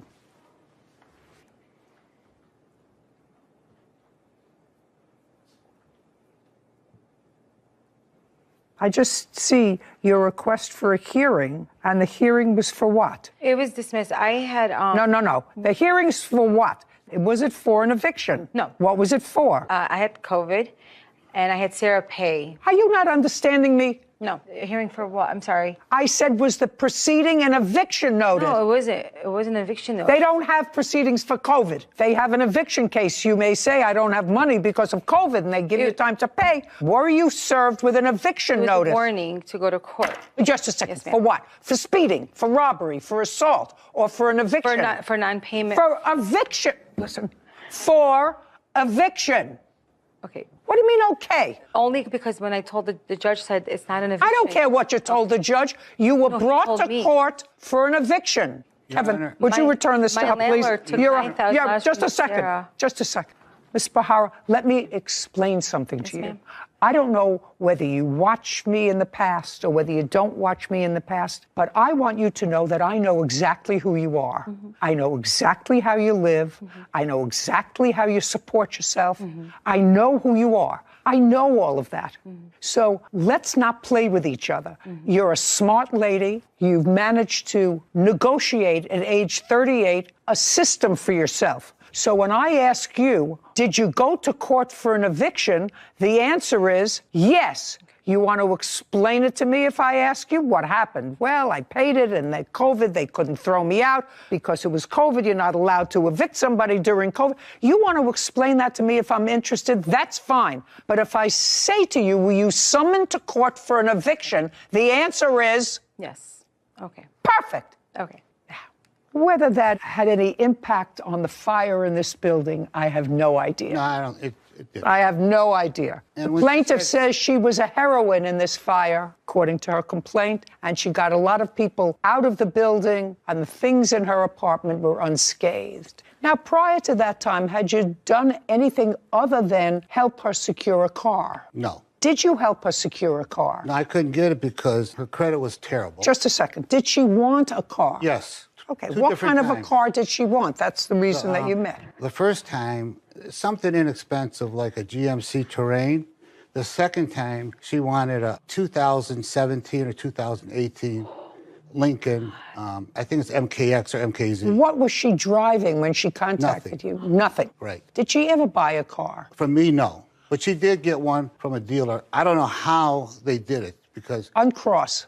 Yes, ma'am. Do you currently own a car? No, I don't own a car. Well, now I have a car, yes. That's what I asked. Yes. Yeah, do you understand?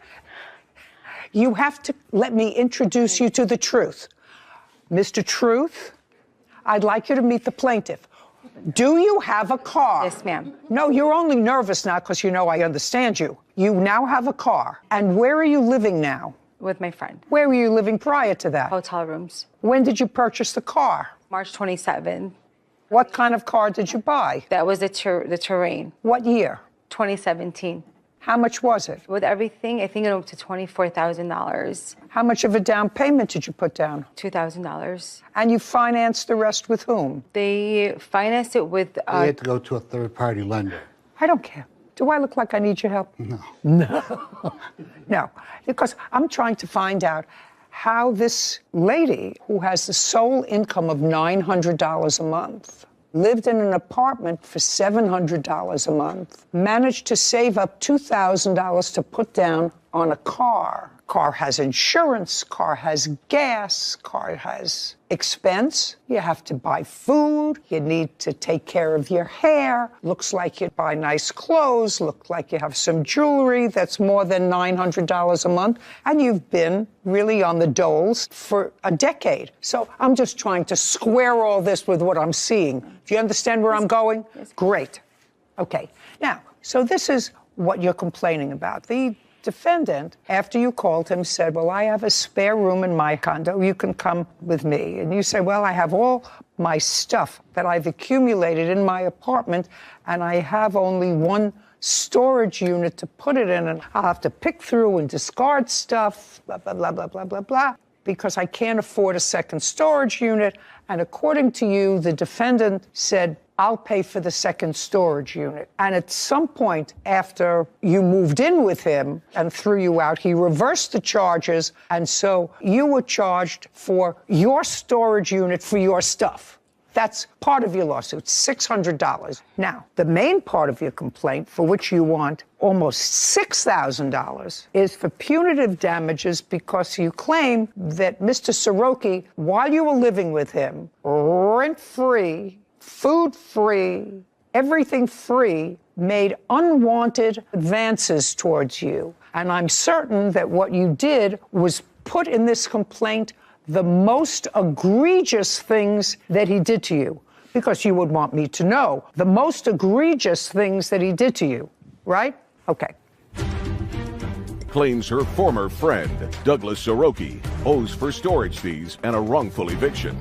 Douglas is countersuing for property damage and false accusations. So let me read to you what you say he did to you, the unwelcomed advances. He would walk around the house in his underwear. Yes, ma'am. Sure. I didn't ask you anything. These are the most egregious things.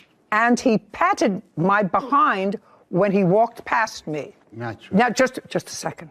Those were the first two things that you tell me that he did to you.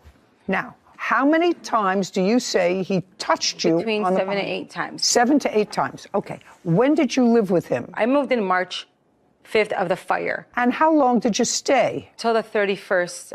Of what? Of March. And what happened on the 31st of March? I was trying to make phone calls to get a car behind his back because he took the privileges from using his car. Just a second. So while you were living with him, he let you use his car when you needed it. And then he told you couldn't use his car anymore? So he didn't tell me. What he did was on the 24th, he said, we're going to go to my son-in-law. I sold the car to some lady. Come with me. Let's drop it off, which is the Cadillac that I'm using because he has 2 cars. He ended up getting the electric Audi. He said, just use my car. Now, keep in mind, he's letting me use that car since March 3rd. March 4th, my house burns down at 1 a.m. So he goes and gives a car to some lady. We drop it off all the way. Date? March 24th, if I'm not mistaken. Okay, so that's March 24th. So I have no more car at this point. So the Cadillac is gone now. You didn't have a car when you were living someplace else. So moving in with him, you had a car. Yes. Which was very nice because you hadn't had a car previous to that. So now we dropped the car off and now you didn't have a car. Yes. That's March 24th. Right. Then what happened? I was trying to still figure out, and we had talked You about... tried? You didn't finish to say you were trying to figure out what? Figure out how to get a car, like to see what I can do. Okay, so you were trying to get a car. As for the money, the way it was saved, I had to go... Just a second. Yes, ma'am. Don't tell me you had a GoFundMe page. I did. I did. It was for the fire. Just a second. It was his idea, too. No. I got it. Got it? Oh, I'm dying to see that. Okay. Now, you were driving his car, right? Yes. Ever think about driving for Uber? Seems as if you're perfectly capable of doing that. You drove a car. Go pick somebody up, take them back. I don't know how that would be affected by your disability because clearly you were able to drive. I'm going to get past that. We're back to March 24th. Now, you're making calls when he's not around to try to get a car because you no longer have a car.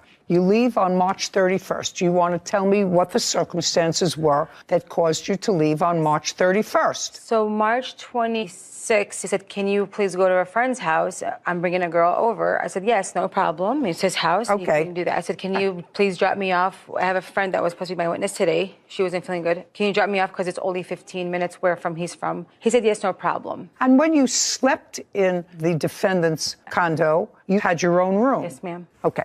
So we got up and everything was fine. He was rushing me out. We were talking, and as he showed me a picture of who he's bringing, I told Doug, shut my room door because I have stuff in there. So he dropped me off. I went to my friend. It was actually my friend's birthday. I don't care. Okay. So in the morning at 10 a.m., I get a text message showing me a 1-dish plate on the sink. And he's like, you couldn't do a dish? I said, I cleaned the whole house. I said, anyway, should they drop me off or do you want to come get me? I want to come back home. He's like, no, I'll come get you. I'll pick you up. He came, he got me. We sat in the car. I said, hi. He's like, I asked you to do one fit. I said, wait, the dish? I said, I cleaned the whole house and everything. We went back to the house. Then what happened? He knocks on the door and he says, pack up. I'm calling you Uber, leave. I said, I have nowhere to go. Where am I going to go? What do you mean leave? He said, I just don't want you here anymore. Now, this is on the 27th. He tells you to leave. You call the police. No, he called the police. I told him to call the police. No, Oh, didn't tell me. just a second, because you didn't want to leave. Because didn't have nowhere to go. Because you didn't want to leave. It's not that I didn't have nowhere to go. I had no car to leave anywhere. Well, just a second. Are you living at a hotel after this? I did. After this. And how did you get to the hotel? The guy that I purchased the car from brought it to his house, brought me that car So on the 31st. just a second. So we asked you to leave and you managed to get a car and you went to a hotel, right? What happened between the 27th, because police were called, they came, and they evidently said you could stay? 1 week. 1 week. They What tell happened you could... was there was 2 cops. I don't need a whole story. Did they He let said, you how long stay? would you like for you to have? I said, I need some time. I have nowhere to go. That's when... Yes, ma'am. A week. But you left on the 31st. Did anything else happen between the 27th and the 31st? No. You packed up your things, and a car was delivered, and you left. There were no incidents. No. And so just so that I'm totally clear and understand, on the 27th, you were in a safe place in somebody's house. You have your own bank account because GoFundMe. I have the page. Oh, may I see it, please? Sure. And the description Okay. is here. And that's how much it's. Okay. My name is Marilyn, and I'm a fire survivor. Place where I lived caught fire. I left my apartment to go upstairs. I knew it was too late for one of my neighbors. I had to scream. I will make a long story short. It's taken a toll on me and everyone else. My main goal was to save everybody. We ended up losing everything because we had to leave the premises, and we were not allowed to go back for 24 hours to remove what was left in our apartment. As for me, I now have nowhere to go, and I need help to get into a place. I had to borrow a friend's transportation to get around, rent out a storage, and put everything there that I can.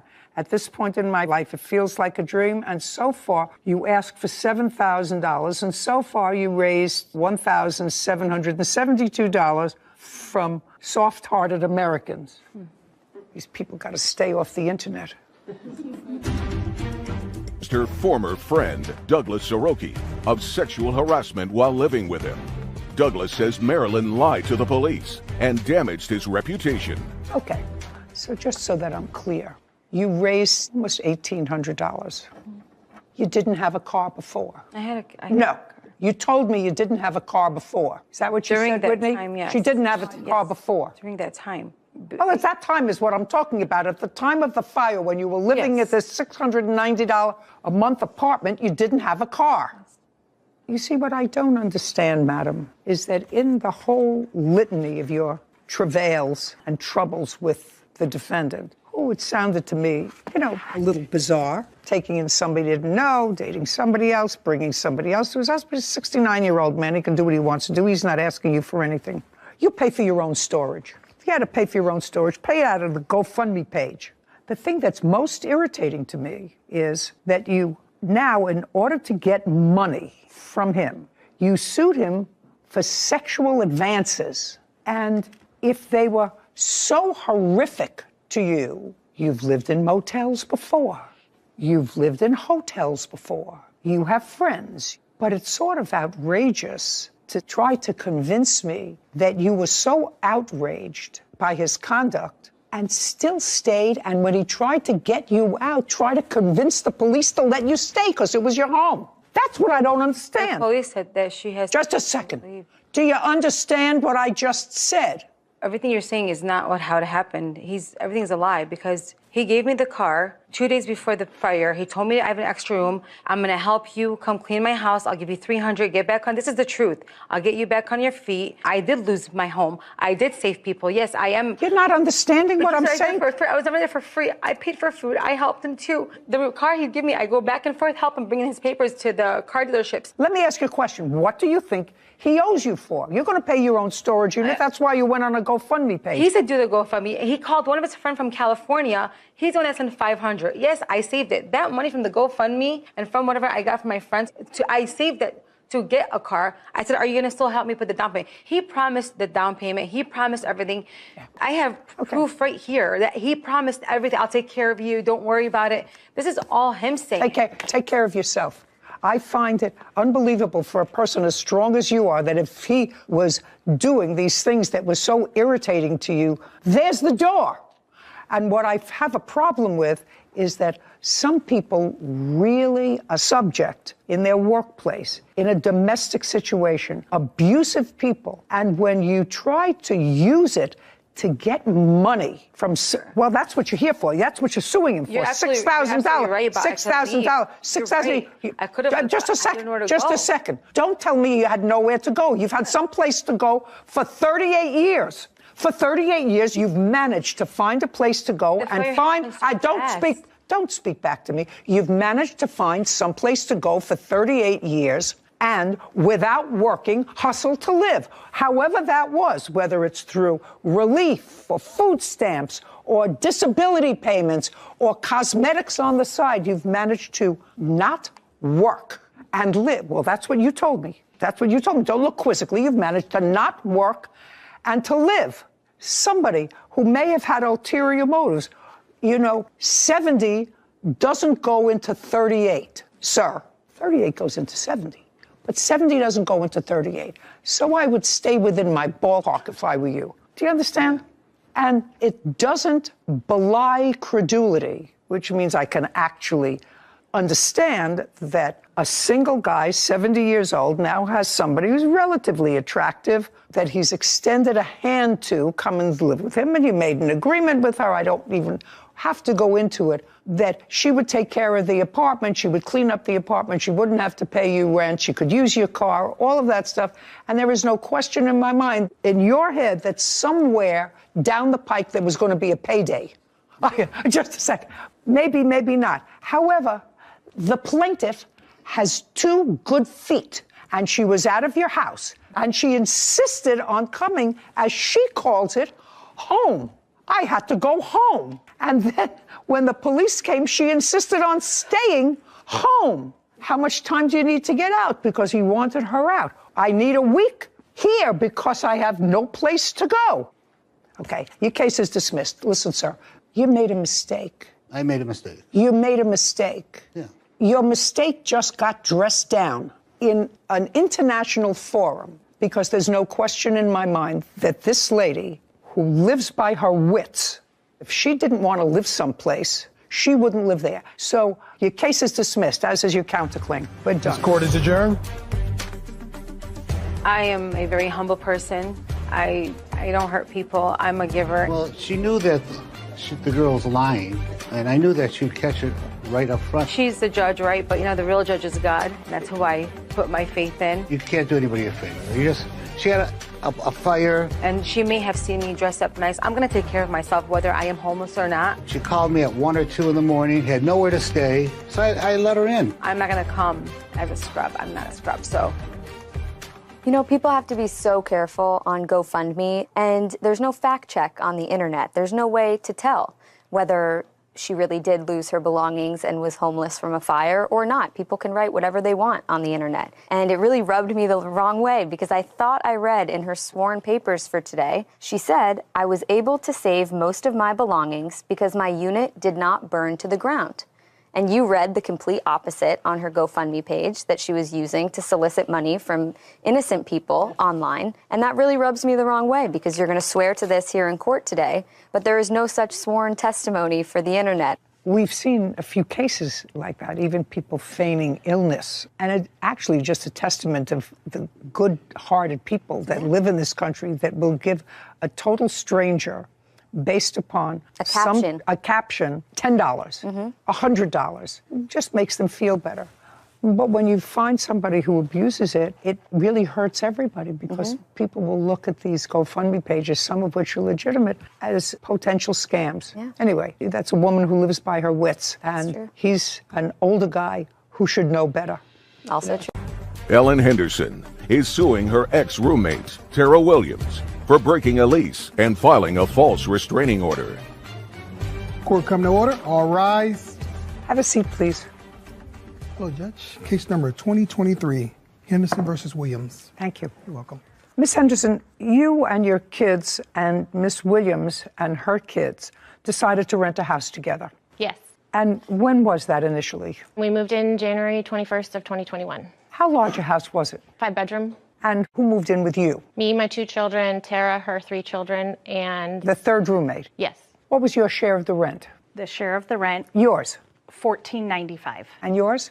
We paid, me and her split it, and then took cash from... The third roommate? Yes, so $14.95 too. And you lived there for a year. What I gather is sort of towards the end of the year, things were getting a little testy between the two of you, either because of you or because of the kids. You had children, and things weren't working out, so that both of you were not real happy with each other.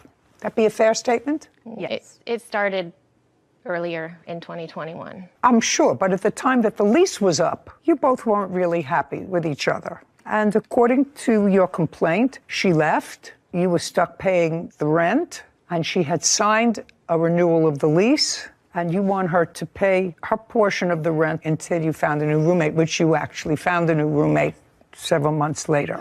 The defendant says she told you that she was contemplating living with you for another year, that her speculation that you went into her room and took a signed copy of the lease and gave it to the rental agent or whoever it was. It would have been in the kitchen in my area where my papers were. Whatever. Yeah. And it was never her intention to sign a second lease. Your lease was up in January of 2022. Yes. The defendant was away for a period of time. When was the defendant away? Just prior to January of 2022. She went to Hawaii for a week. When? I think she left on January 8th, give or take a day, I don't remember. And did you return the signed copies of the lease to the landlord? No, they were turned in December. By both of you? For the lease renewal, all three of us re-signed in December. And I have a copy of that. What I'm asking you is, were they turned in, because that's very easy to verify, were they all turned in before she went to Hawaii? Yes. Okay. I'll see what you have.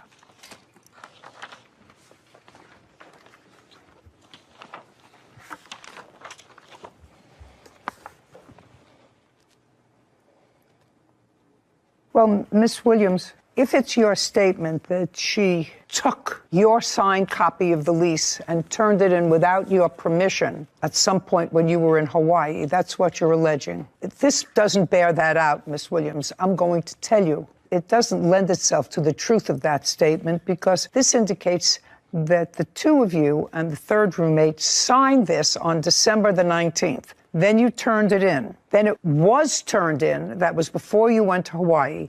The landlord signed it on December 20th, which means that if the landlord signed it on December 20th, he signed it before you went to Hawaii, which means she couldn't have stolen your copy of the lease. Right. Do you understand? Yeah, no, I'm not stating I was in Hawaii when she turned it in. I left for Hawaii January 8th through the 18th. I understand that. Okay. I was unaware. When our lease was up for renewal, we weren't getting along, and I was on the fence about spending another year with Ellen. In December, we received a copy of the lease renewal. I felt pressured into signing it, but then we told Ellen we needed more time, just you. I had to leave town.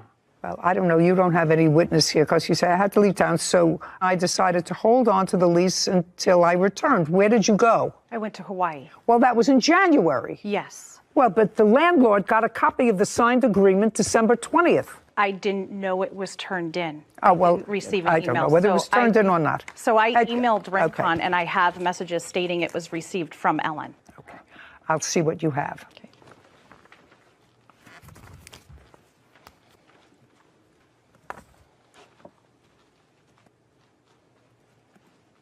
No. This doesn't say that at all. Lease renewal was signed by all three tenants. Correct. Lease was signed by all three tenants, and it was received before you went to Hawaii on the 20th of December. Okay. Easy. You moved out in February? January 31st of 22. When was the first lease up? The 22nd of January 22. So you stayed on after the lease was up?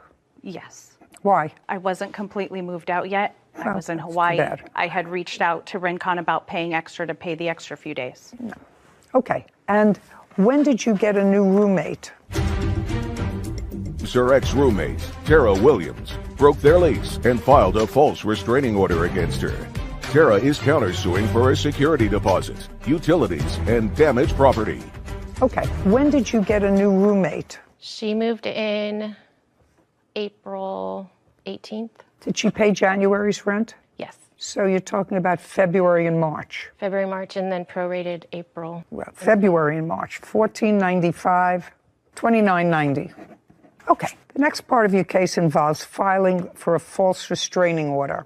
Did you file a restraining order, Miss Williams, against Miss Henderson? Yes. I'd like to see what it says. No, don't give me that whole thing. Your application for a restraining order, I'd like to see what your application for... Don't hand them that whole thing. I said I'd like to see what your application for a restraining order said.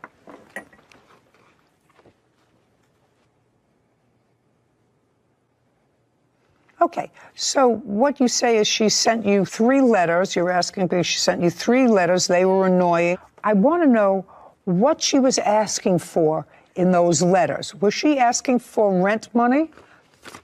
Was she asking for rent? Yes. Okay, so she was asking for her money. Yes. For your rent money for the months that she didn't have a roommate. Well, that's not harassment, madam. There's more, but... What? There's more. She's telling me that I stole some of her stuff and stuff. In the first letter, it says, if you don't pay this in 5 days, will take. Yeah, she's legal allowed to action. say that. Okay. Yeah, which so is she wrote totally to you. fine. But she sent it 2 more times, emailed it, and then showed up at my children's school while I was dropping them off. Did you keep blowing her off, or did you answer her? No, I No, just a second. I did not. Did you blow her off, or did you answer? So the answer is you blew her off. Yes, I was fine with going to court. You blew her off. Yes. About the rent, which she was stuck with. Right. Right. Okay, good. $29.90 is what she owes you for rent. Now, part of your counterclaim for get money for damages, you get security deposit. How much was her security deposit? We paid equally between me and her. No, how much did she pay? It was half of. How much was your security deposit? $1,747.50. 1747. Is that right? Yes. Is that right? Yeah. Okay. And where is her security deposit? In our lease, it states that if you break the lease, the deposit stays with the house. And I have an email from the property management stating that same thing, that she signed a lease saying that if she leaves early, the money stays with the house until everyone moves out. So the security deposit, if you and your new roommate keep the house safe, you're going to get back. Mm-hmm. Is that right? Mm-hmm. And you don't allege any damage. Is that correct? I had to clean up the carpets in her room upstairs. And Okay. Do you have an invoice for that? No, I did it myself. Okay. 2990 less 1747.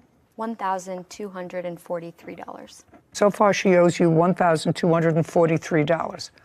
That's less the security deposit, which you and your hopefully neat roommate will get back. May I say something about the payments for rent? So it was me and her doing equal rent at $1795.25. So that's what I paid. Me and her paid that in January, and I paid the entire amount in February, March. I understand she was no longer paying rent. You're getting the rent, but I'm deducting from that. My portion is $1795, and that's what I'm asking her for, because that's what her portion was when she moved out as well. Just a second. Am I correct that she, at the time you moved in, individually paid as a security deposit $1,747? Is that correct? Yeah, but I'm talking about the rent payments. It's not $1495, it's $1795. Was your rent each month $14.95 or $17.95? $14.95. Can I see it?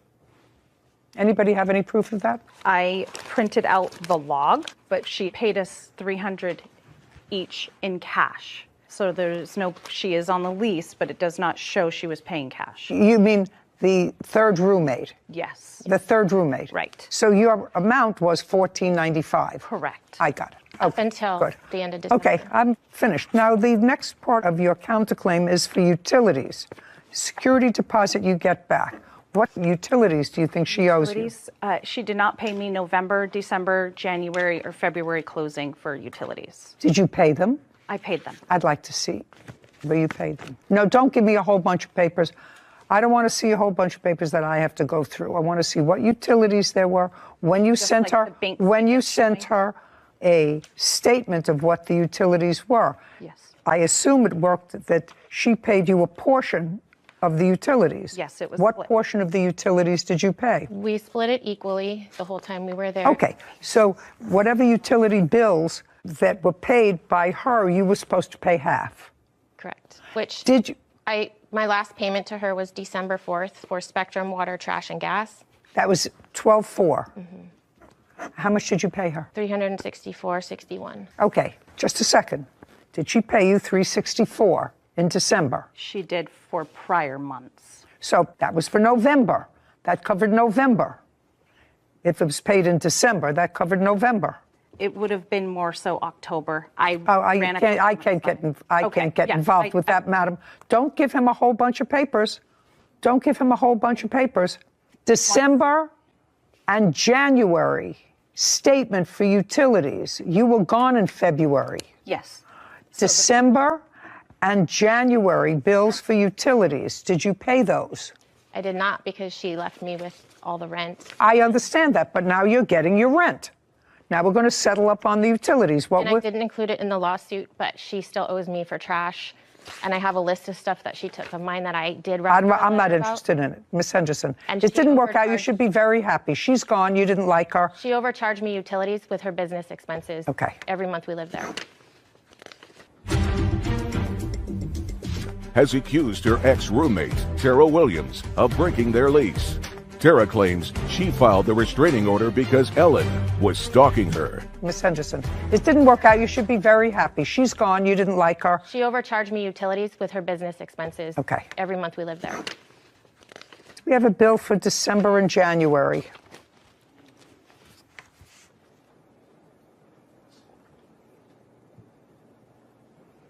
If there's anything here that's not December and January, I'm dismissing that part of your claim.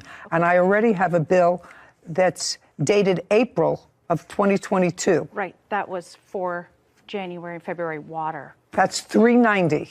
Billing date 4/14. No. It was. No. I want you, because I'm losing my patience slowly. Please read out the bills, the total bills for December and January only.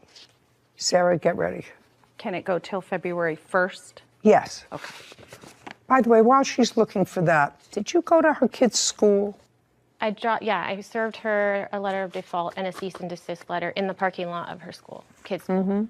Because she didn't pick up a letter from the mailbox. She knew it was coming from me. And I had to go back to the mailbox and get it after a month. Okay. And I didn't know where she lived. I didn't know how else to reach her. Okay. Did you come in contact with her on the 25th of May in a pedestrian car incident? Not that I recall. About 1 minute to 8 in the morning. Who drives a white minivan? Me. What was the date? May 25th. Oh, yeah, that was her kid's school. That was her kid's school when I delivered the letter. Well, that's why she filed for protective order against you. Not unreasonable. It was dismissed after a hearing, or it was just dismissed? It was dismissed after a hearing. Yeah. Part of your claim for filing a false restraining order is dismissed. I could actually see why you would get frightened if somebody went to your kid's school to serve you papers. Okay, what are the bills for utilities? Can I just say something? Sure. I had to give her those letters in order to file for small claims. Okay. I had tried to mail it, and she didn't go to the post office. I got it. Could we have the utilities? Which utility and what is it? You should have all this together for me and not make it difficult. Okay. This is why you were coming. Don't read out the numbers, what the utility is for what month and the amount. So water, $257.94. Water for February was $132.09. For 12/03 bill date for electricity was $167. What date? 12/23. That's December. Yes, but that was for November. I thought we were doing December, January. For December, but you wouldn't have gotten December's bill in December. You would have gotten it in January. It was prepared 12/03.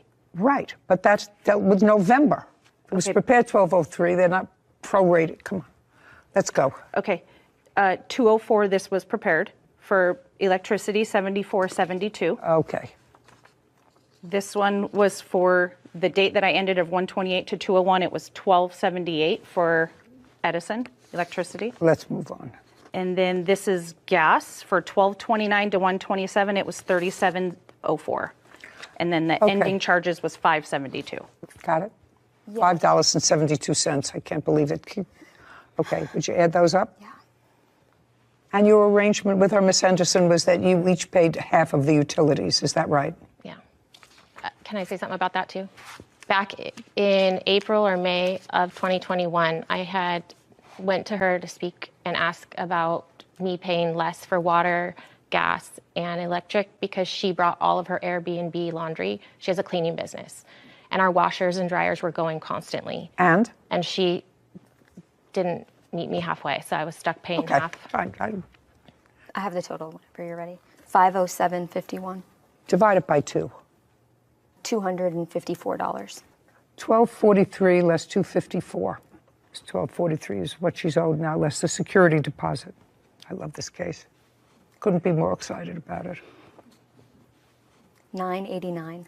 Judgment for the plaintiff, $989. Your Honor, They're finished. Thank you very much. We're done. Court is adjourned. Thank you.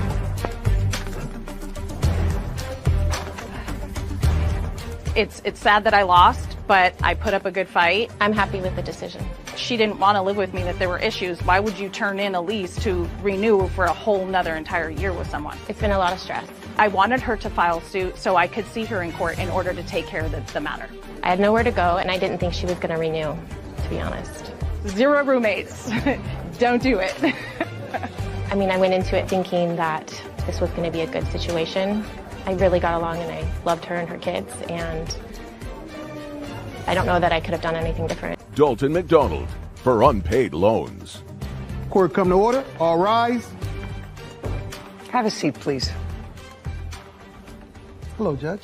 Case 2082, Smoody versus McDonald. Thank you. You're welcome. Mr. and Mrs. Smoody, the defendant used to be married to your daughter. Yes, Your Honor. And according to what I've read, they were married for about 5 years? Yes. The thrust of your claim is that he owes for a couple of things, for rent and the balance of a truck. That's your lawsuit against him. I'd like to know, do you know the date of their marriage? 3/16/2011. And your ex-wife's first name? Jacqueline. And when did you and your former wife separate? In 2020. And you had 2 children. How old are they now? They are 5 and 8. And who has custody of the children? Dalton has physical, and they have joint custody. Just a second. So he has custody of the 2 younger children? Yes. That's a yes. How long have you had custody of the 2 children? Since July of last year. At some point during the marriage, there was a truck purchased. Yes. Who purchased the truck?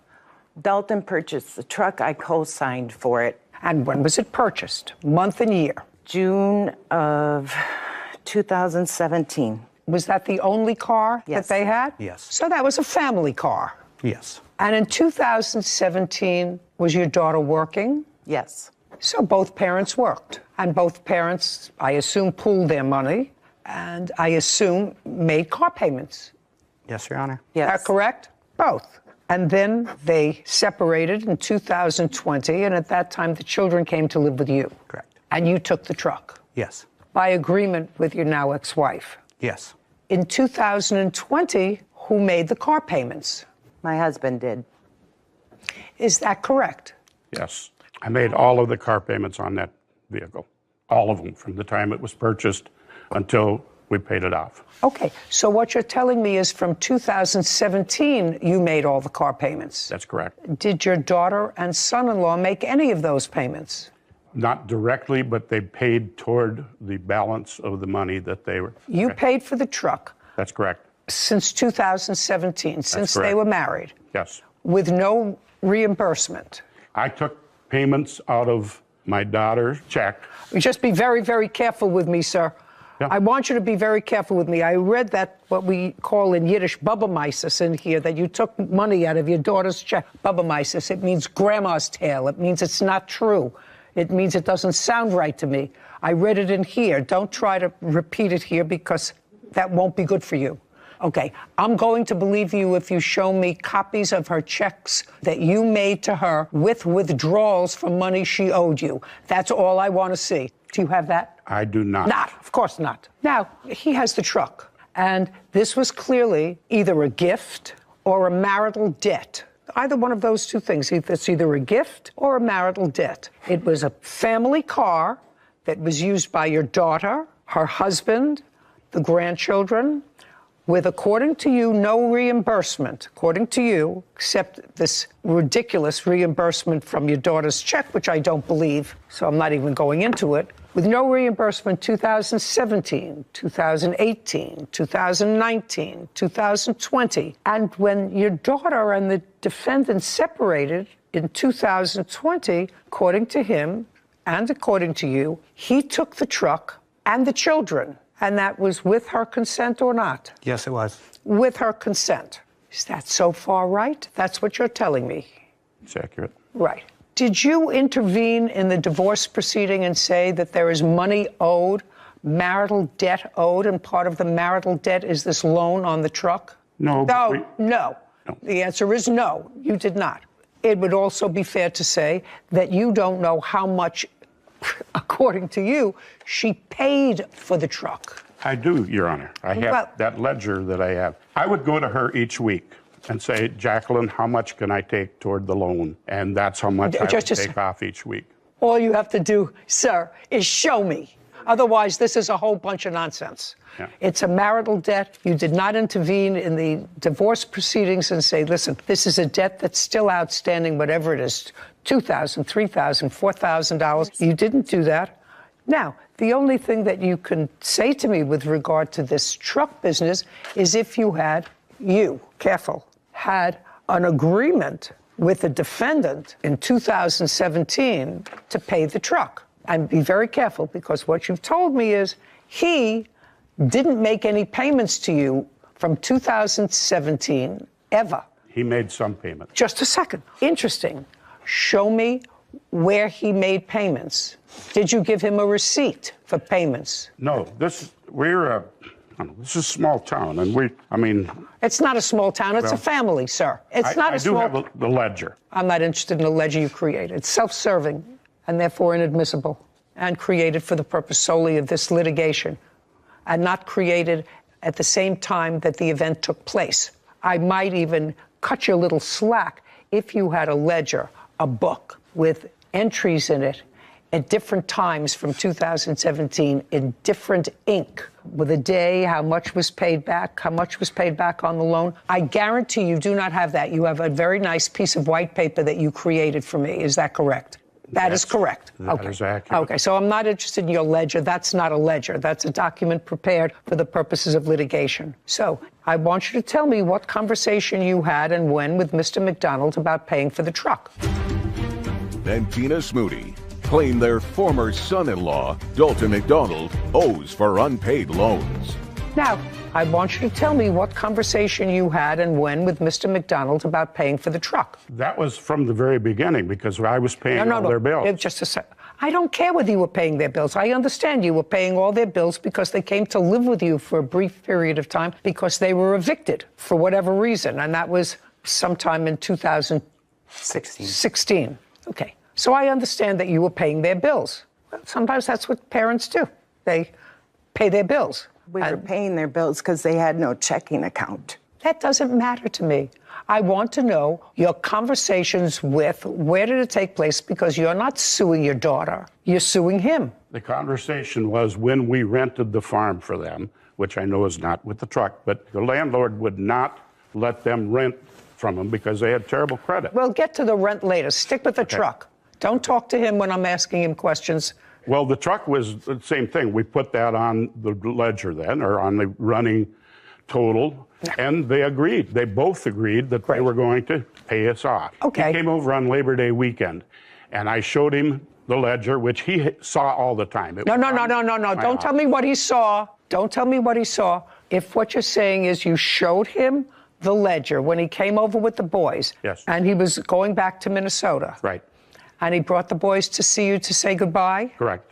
Okay, so far, it's very nice. You have a reasonable relationship with him, and certainly your daughter was clearly overwhelmed because courts do not usually split up children, so they must have felt that the children's best interest would be served if they remained with their father. Clearly what happened, the father came over to you to let you say goodbye to the children, and when he came over to let you say goodbye to the children, let me understand what you're saying to me. What you said to him was, not thank you for taking over this responsibility. Your daughter had more children than she could take care of, physically or financially, right? Clearly. Yes.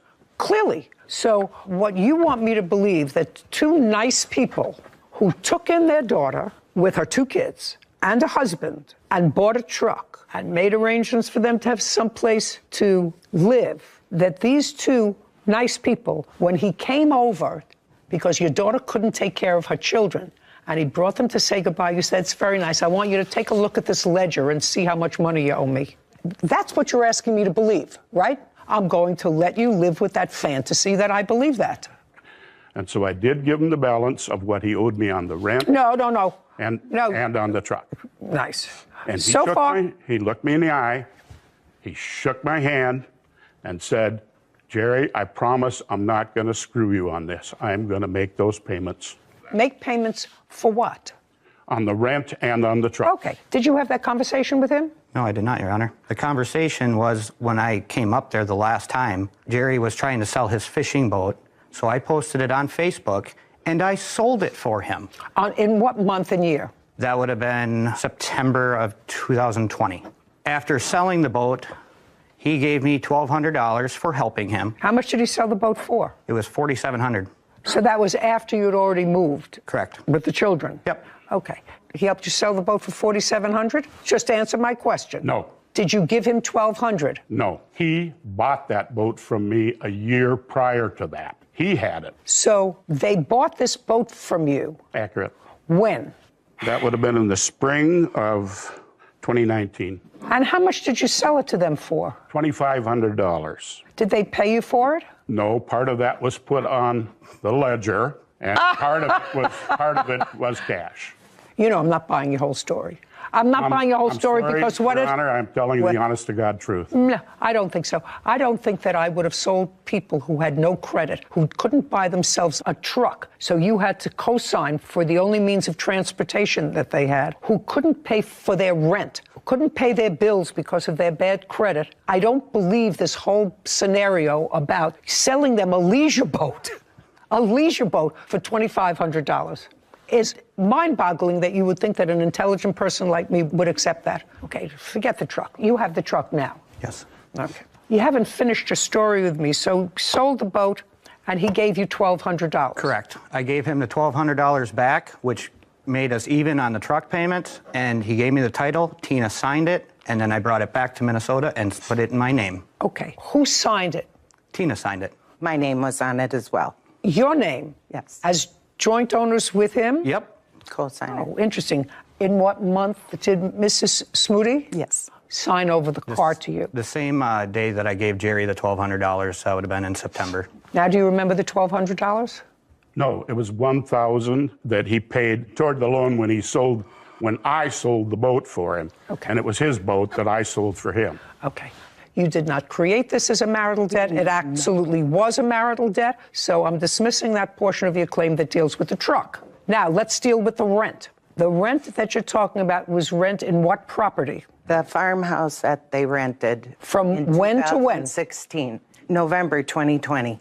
And over the years that they lived there as a couple. Yes. The rent was paid to a landlord. Correct. By you. Yes. Is that right? Correct.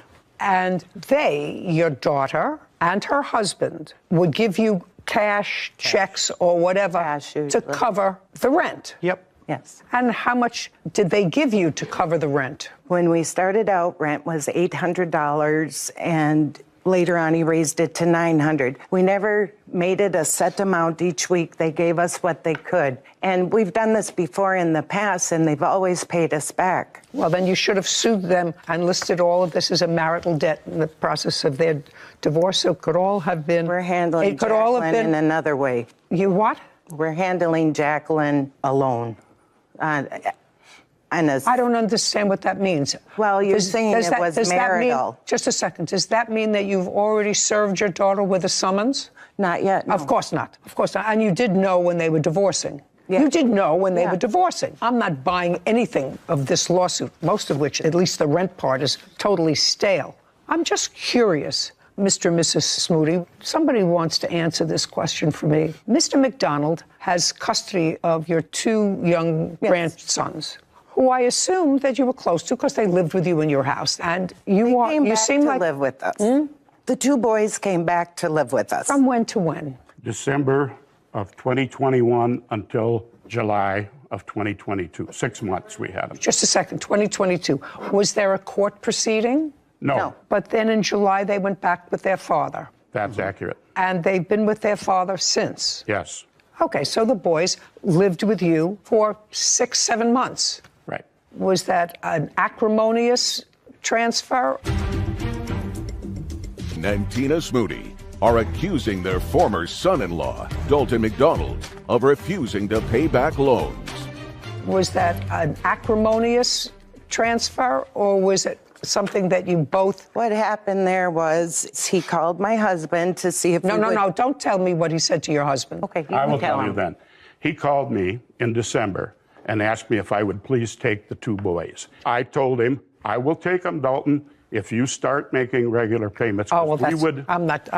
We're out of the money business now, sir. What you're saying is from 2017, when the children were in his custody, your daughter may have been there, but they were in joint custody, and then he maintained custody of the children, and during the time he maintained custody of the children, there was no question whatsoever that he was not paying you back money. He did not make any payments to you. Occasional here and there, we don't keep records. All of a sudden, now you have the boys with you. And then in July, he comes back and he takes the boys back. All I asked you was whether that was an acrimonious, which is an unpleasant, or a harmonious transfer of the children. Mr. Smoody was in July. In July, it was acrimonious because at that point, he'd gotten a restraining order against me. Against you? Against me while we had the children. Because I sent him a letter saying that I wanted payment, and he went and got a restraining order against me because they took that as a threat. I'd like to see the letter, please, Kevin.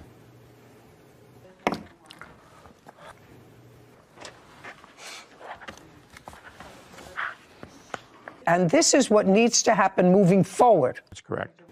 You need to mail me $200 on the 1st of every month and $200 on the 15th, starting March 1st, 2022. If I do not get these payments on time, the following will happen, which is, you know, you could say, I'm going to sue you, right? I'm going to sue you. But that's not what you say. You say, I will go to your boss and talk to them about garnishing your wages. Any employer that has gone through all the paperwork and red tape as I have will do anything to avoid it. So that's a threat. What you're saying is, I'm going to call your boss and tell him that I'm going to sue you, and then your boss is going to have to go through all the red tape of what it means to have a garnish on your salary. You have to go through accounting, and they have to deduct it. And no boss wants to do that, which is in effect say, so either you pay me or your boss is going to fire you. That's what you meant when you said, any employer that has gone through all that paperwork and red tape, as I have, will do anything to avoid it. The anything is firing the employee. The only thing that you can legally fire somebody. Just a second. Whether you can legally fire them or not, that's what you were threatening.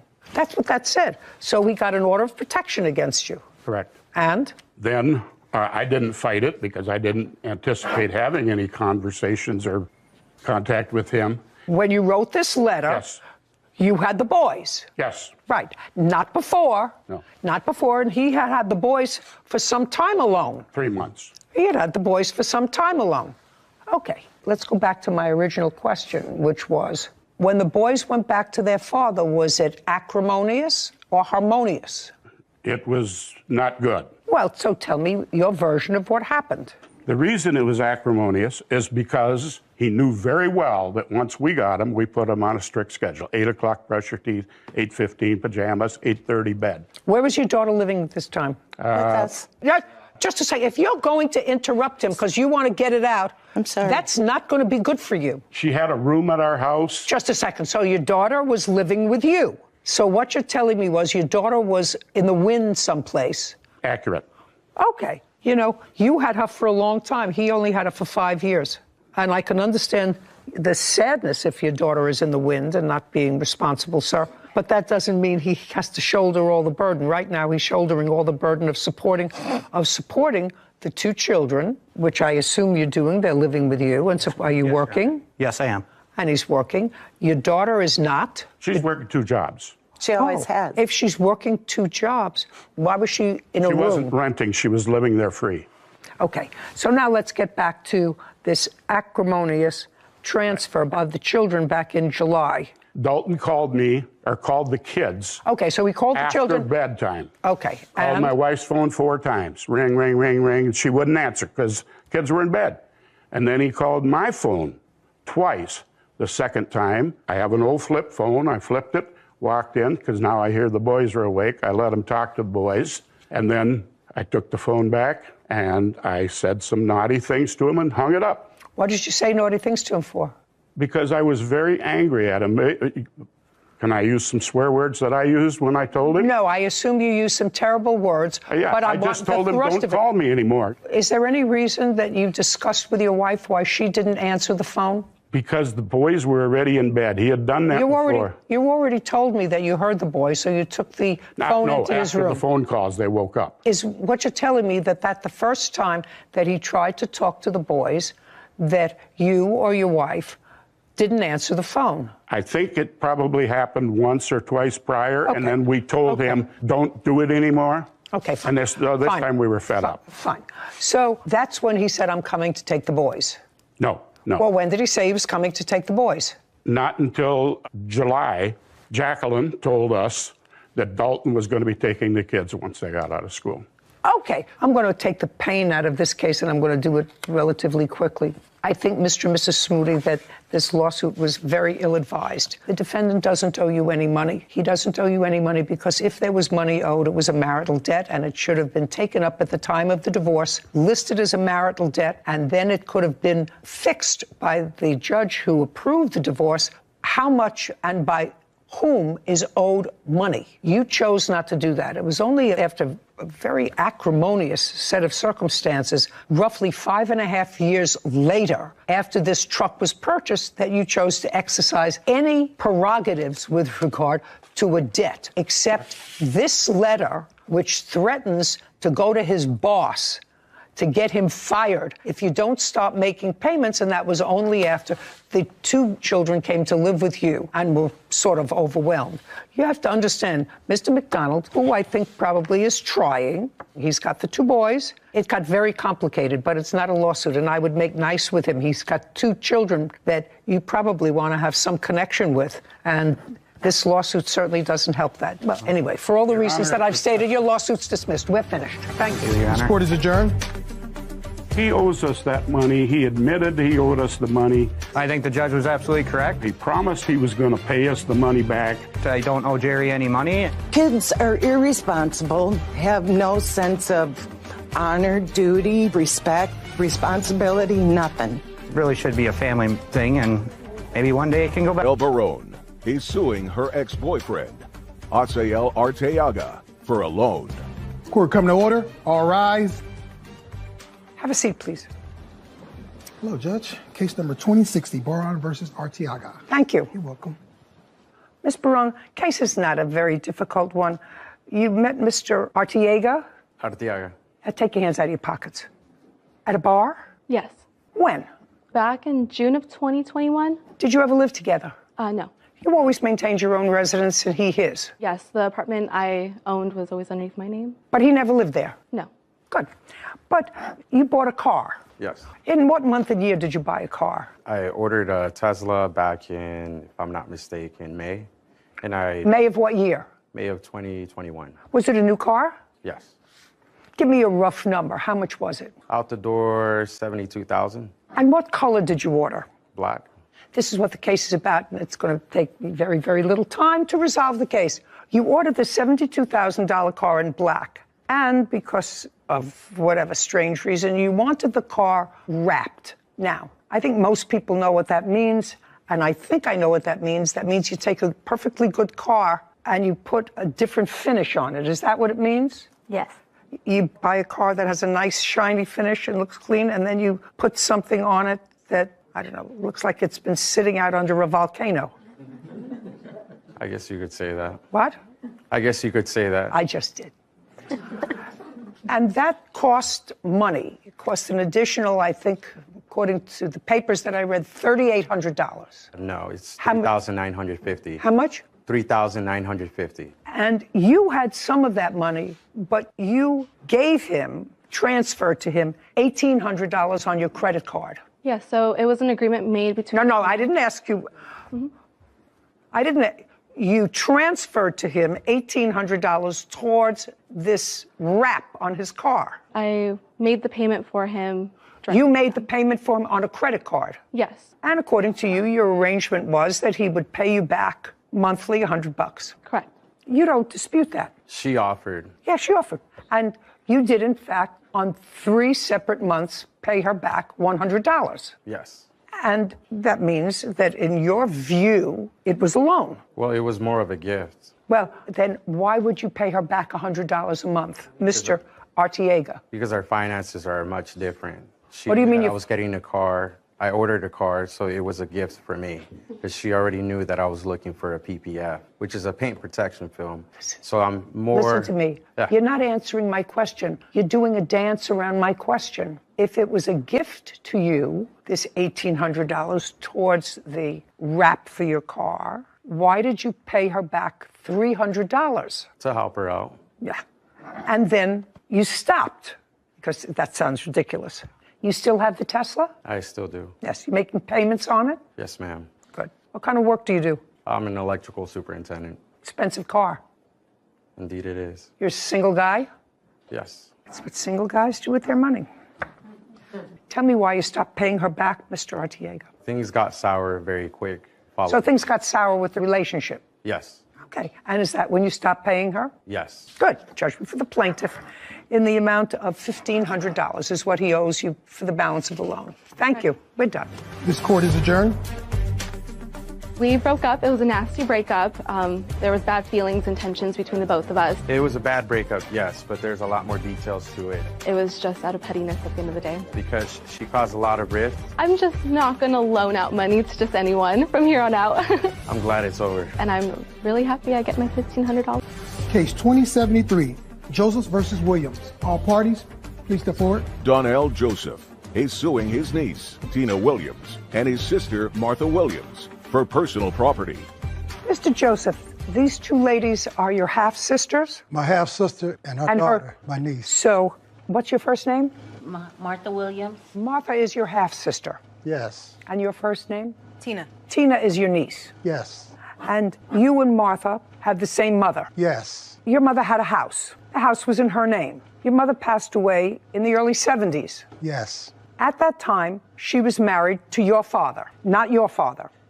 Correct? No. And your father lived in the house until he died. Yes. And he died in what year? 2018. Somehow the house, which had been in your mother's name, never went through a probate process. So as far as the law was concerned, the house remained in her name.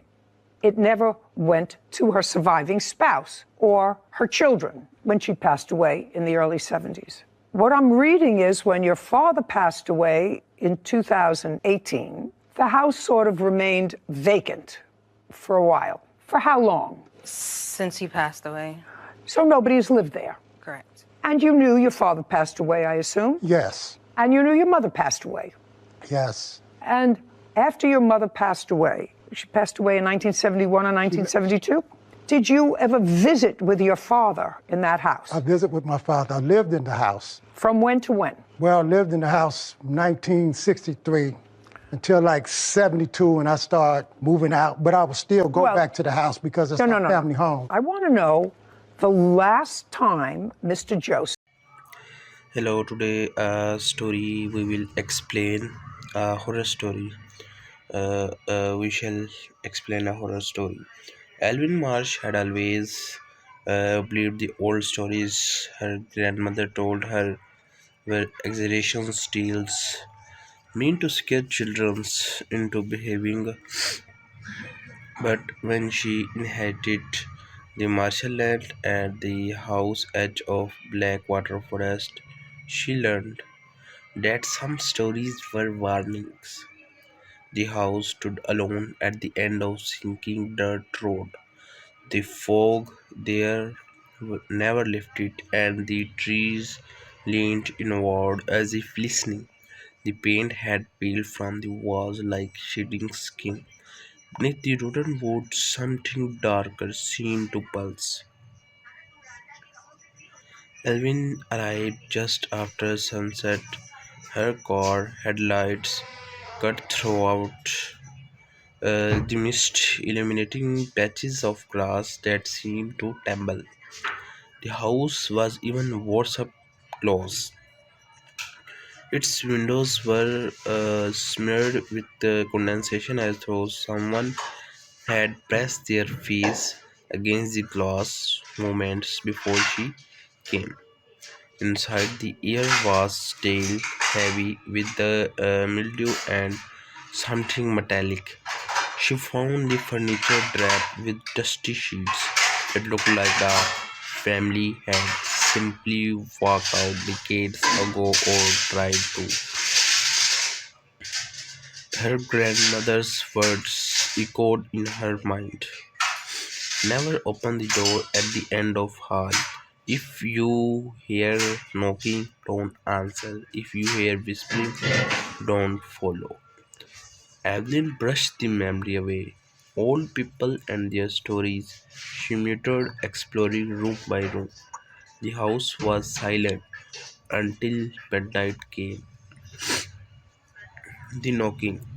Alvin lay in the old bedroom upstairs, wrapped in blankets to keep out the cold. Sleep was just beginning to take her when knock, knock, knock. A steady, deliberate rhythm. Her eyes snapped open. It sounded like it came from the hallway. She sat up, listening. Silence. Maybe the house settling, she told herself. Old wood creaks. But then, knock, knock. Two knock this time. Her heartbeat quickened. She grabbed the flashlight from the nightstand and stepped into the hallway. The house was dark, except for the thin strip of moonlight pouring through the cracked window. She swung the beam of her flashlight across the walls, and then she saw it. At the end of hallway was a door. She didn't remember seeing it there. A black wooden door, smooth, cold-looking, wrong. Her grandmother warning thunders in her mind. Never open the door at the end of hall. But she had not seen it before. Had it always been there? Erwin took a cautious step forward. Knock. This time the knock came from directly behind the black door. Someone was on the outer side. She froze, breathing shallowly. Her mind raced. Should she call the police? But who would believe her? She was alone in house, deep in the woods, with no signals, no help. Another knock came, slow, insistent. Alvin backed up away, too tired, terrified to go closer. And then she heard it a whisper, faint, fragile, like breath sliding through a crack. Evelyn, she nearly dropped her flashlight. Did it say her name? Let me out. Entire the entire body turned cold. No voice should have been behind the door, and no voice should have known her name. She ran back to the bedroom and locked the door behind her. She didn't sleep.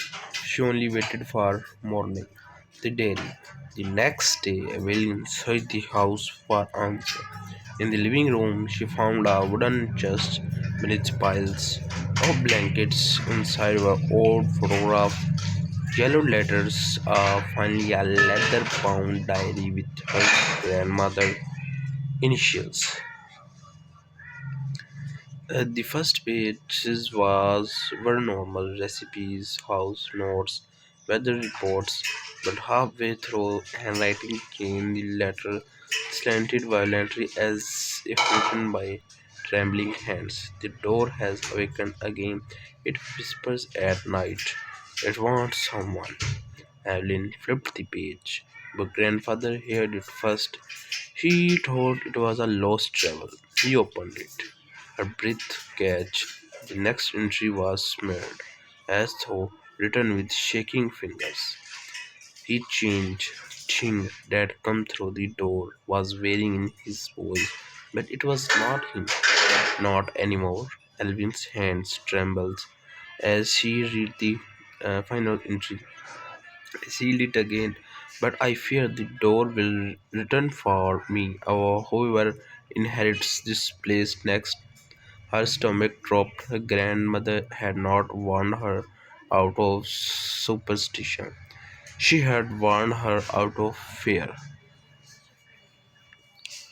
The voice that was not alone.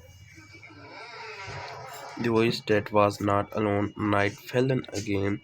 Evelyn shells downstairs this time, refusing to go near hallway. But the house didn't care where she was. At exactly midnight, knock knock, the sound echoed through the floorboards. Evelyn clenched her jaw. I am not going near that door. But the knocking didn't stop. It grew louder and faster and angrier. She backed into the kitchen, gripping a heavy iron skillet in shaking hands. The knocking ceased. Silence settled again. Evelyn exhaled shakily, but the relief lasted only a second, because then came the whispering. Not from the hallway, not from the walls, from directly behind her. She spun around, but no one was there. The whisper was right against her ear. Evelyn, please, she screamed and ran, stumbling over a chair and slamming into the front door. She twisted the lock, threw herself outside, and sprinted across the yard. Fog swallowed everything. She couldn't see the past her own arms, and then another whispers, deeper, rougher. Don't run. This one was not inside the house. This one was outside. Emily frees her pending painfully hard. Something moved in the fog, a shadow, tall, thin, cooked. It stood still like a photograph. She stepped backward slowly. The shape stepped forward. She turned and ran toward the forest, branches clawing at her arms. The fog grew thicker until she could barely breathe. When she reached the edge of the marsh, her foot sank into the mud and she fell hard. Behind her came slow, dragging footsteps. She rolled over and the fog parted, revealing something approaching her, but it was not a person. It was a figure whose limbs was too long, whose neck bent unnaturally, whose face was only an open, grinning mouth, and the whispering poured out of the mouth like steam that killed. Emmeline scrambled backward, slipping in the mud. She ran blindly until she burst back into the house, slamming the door shut behind her. The whispering outside was furious, now claiming the thing outside wanted her, and the door inside wanted something too. The choice. Thank you so much.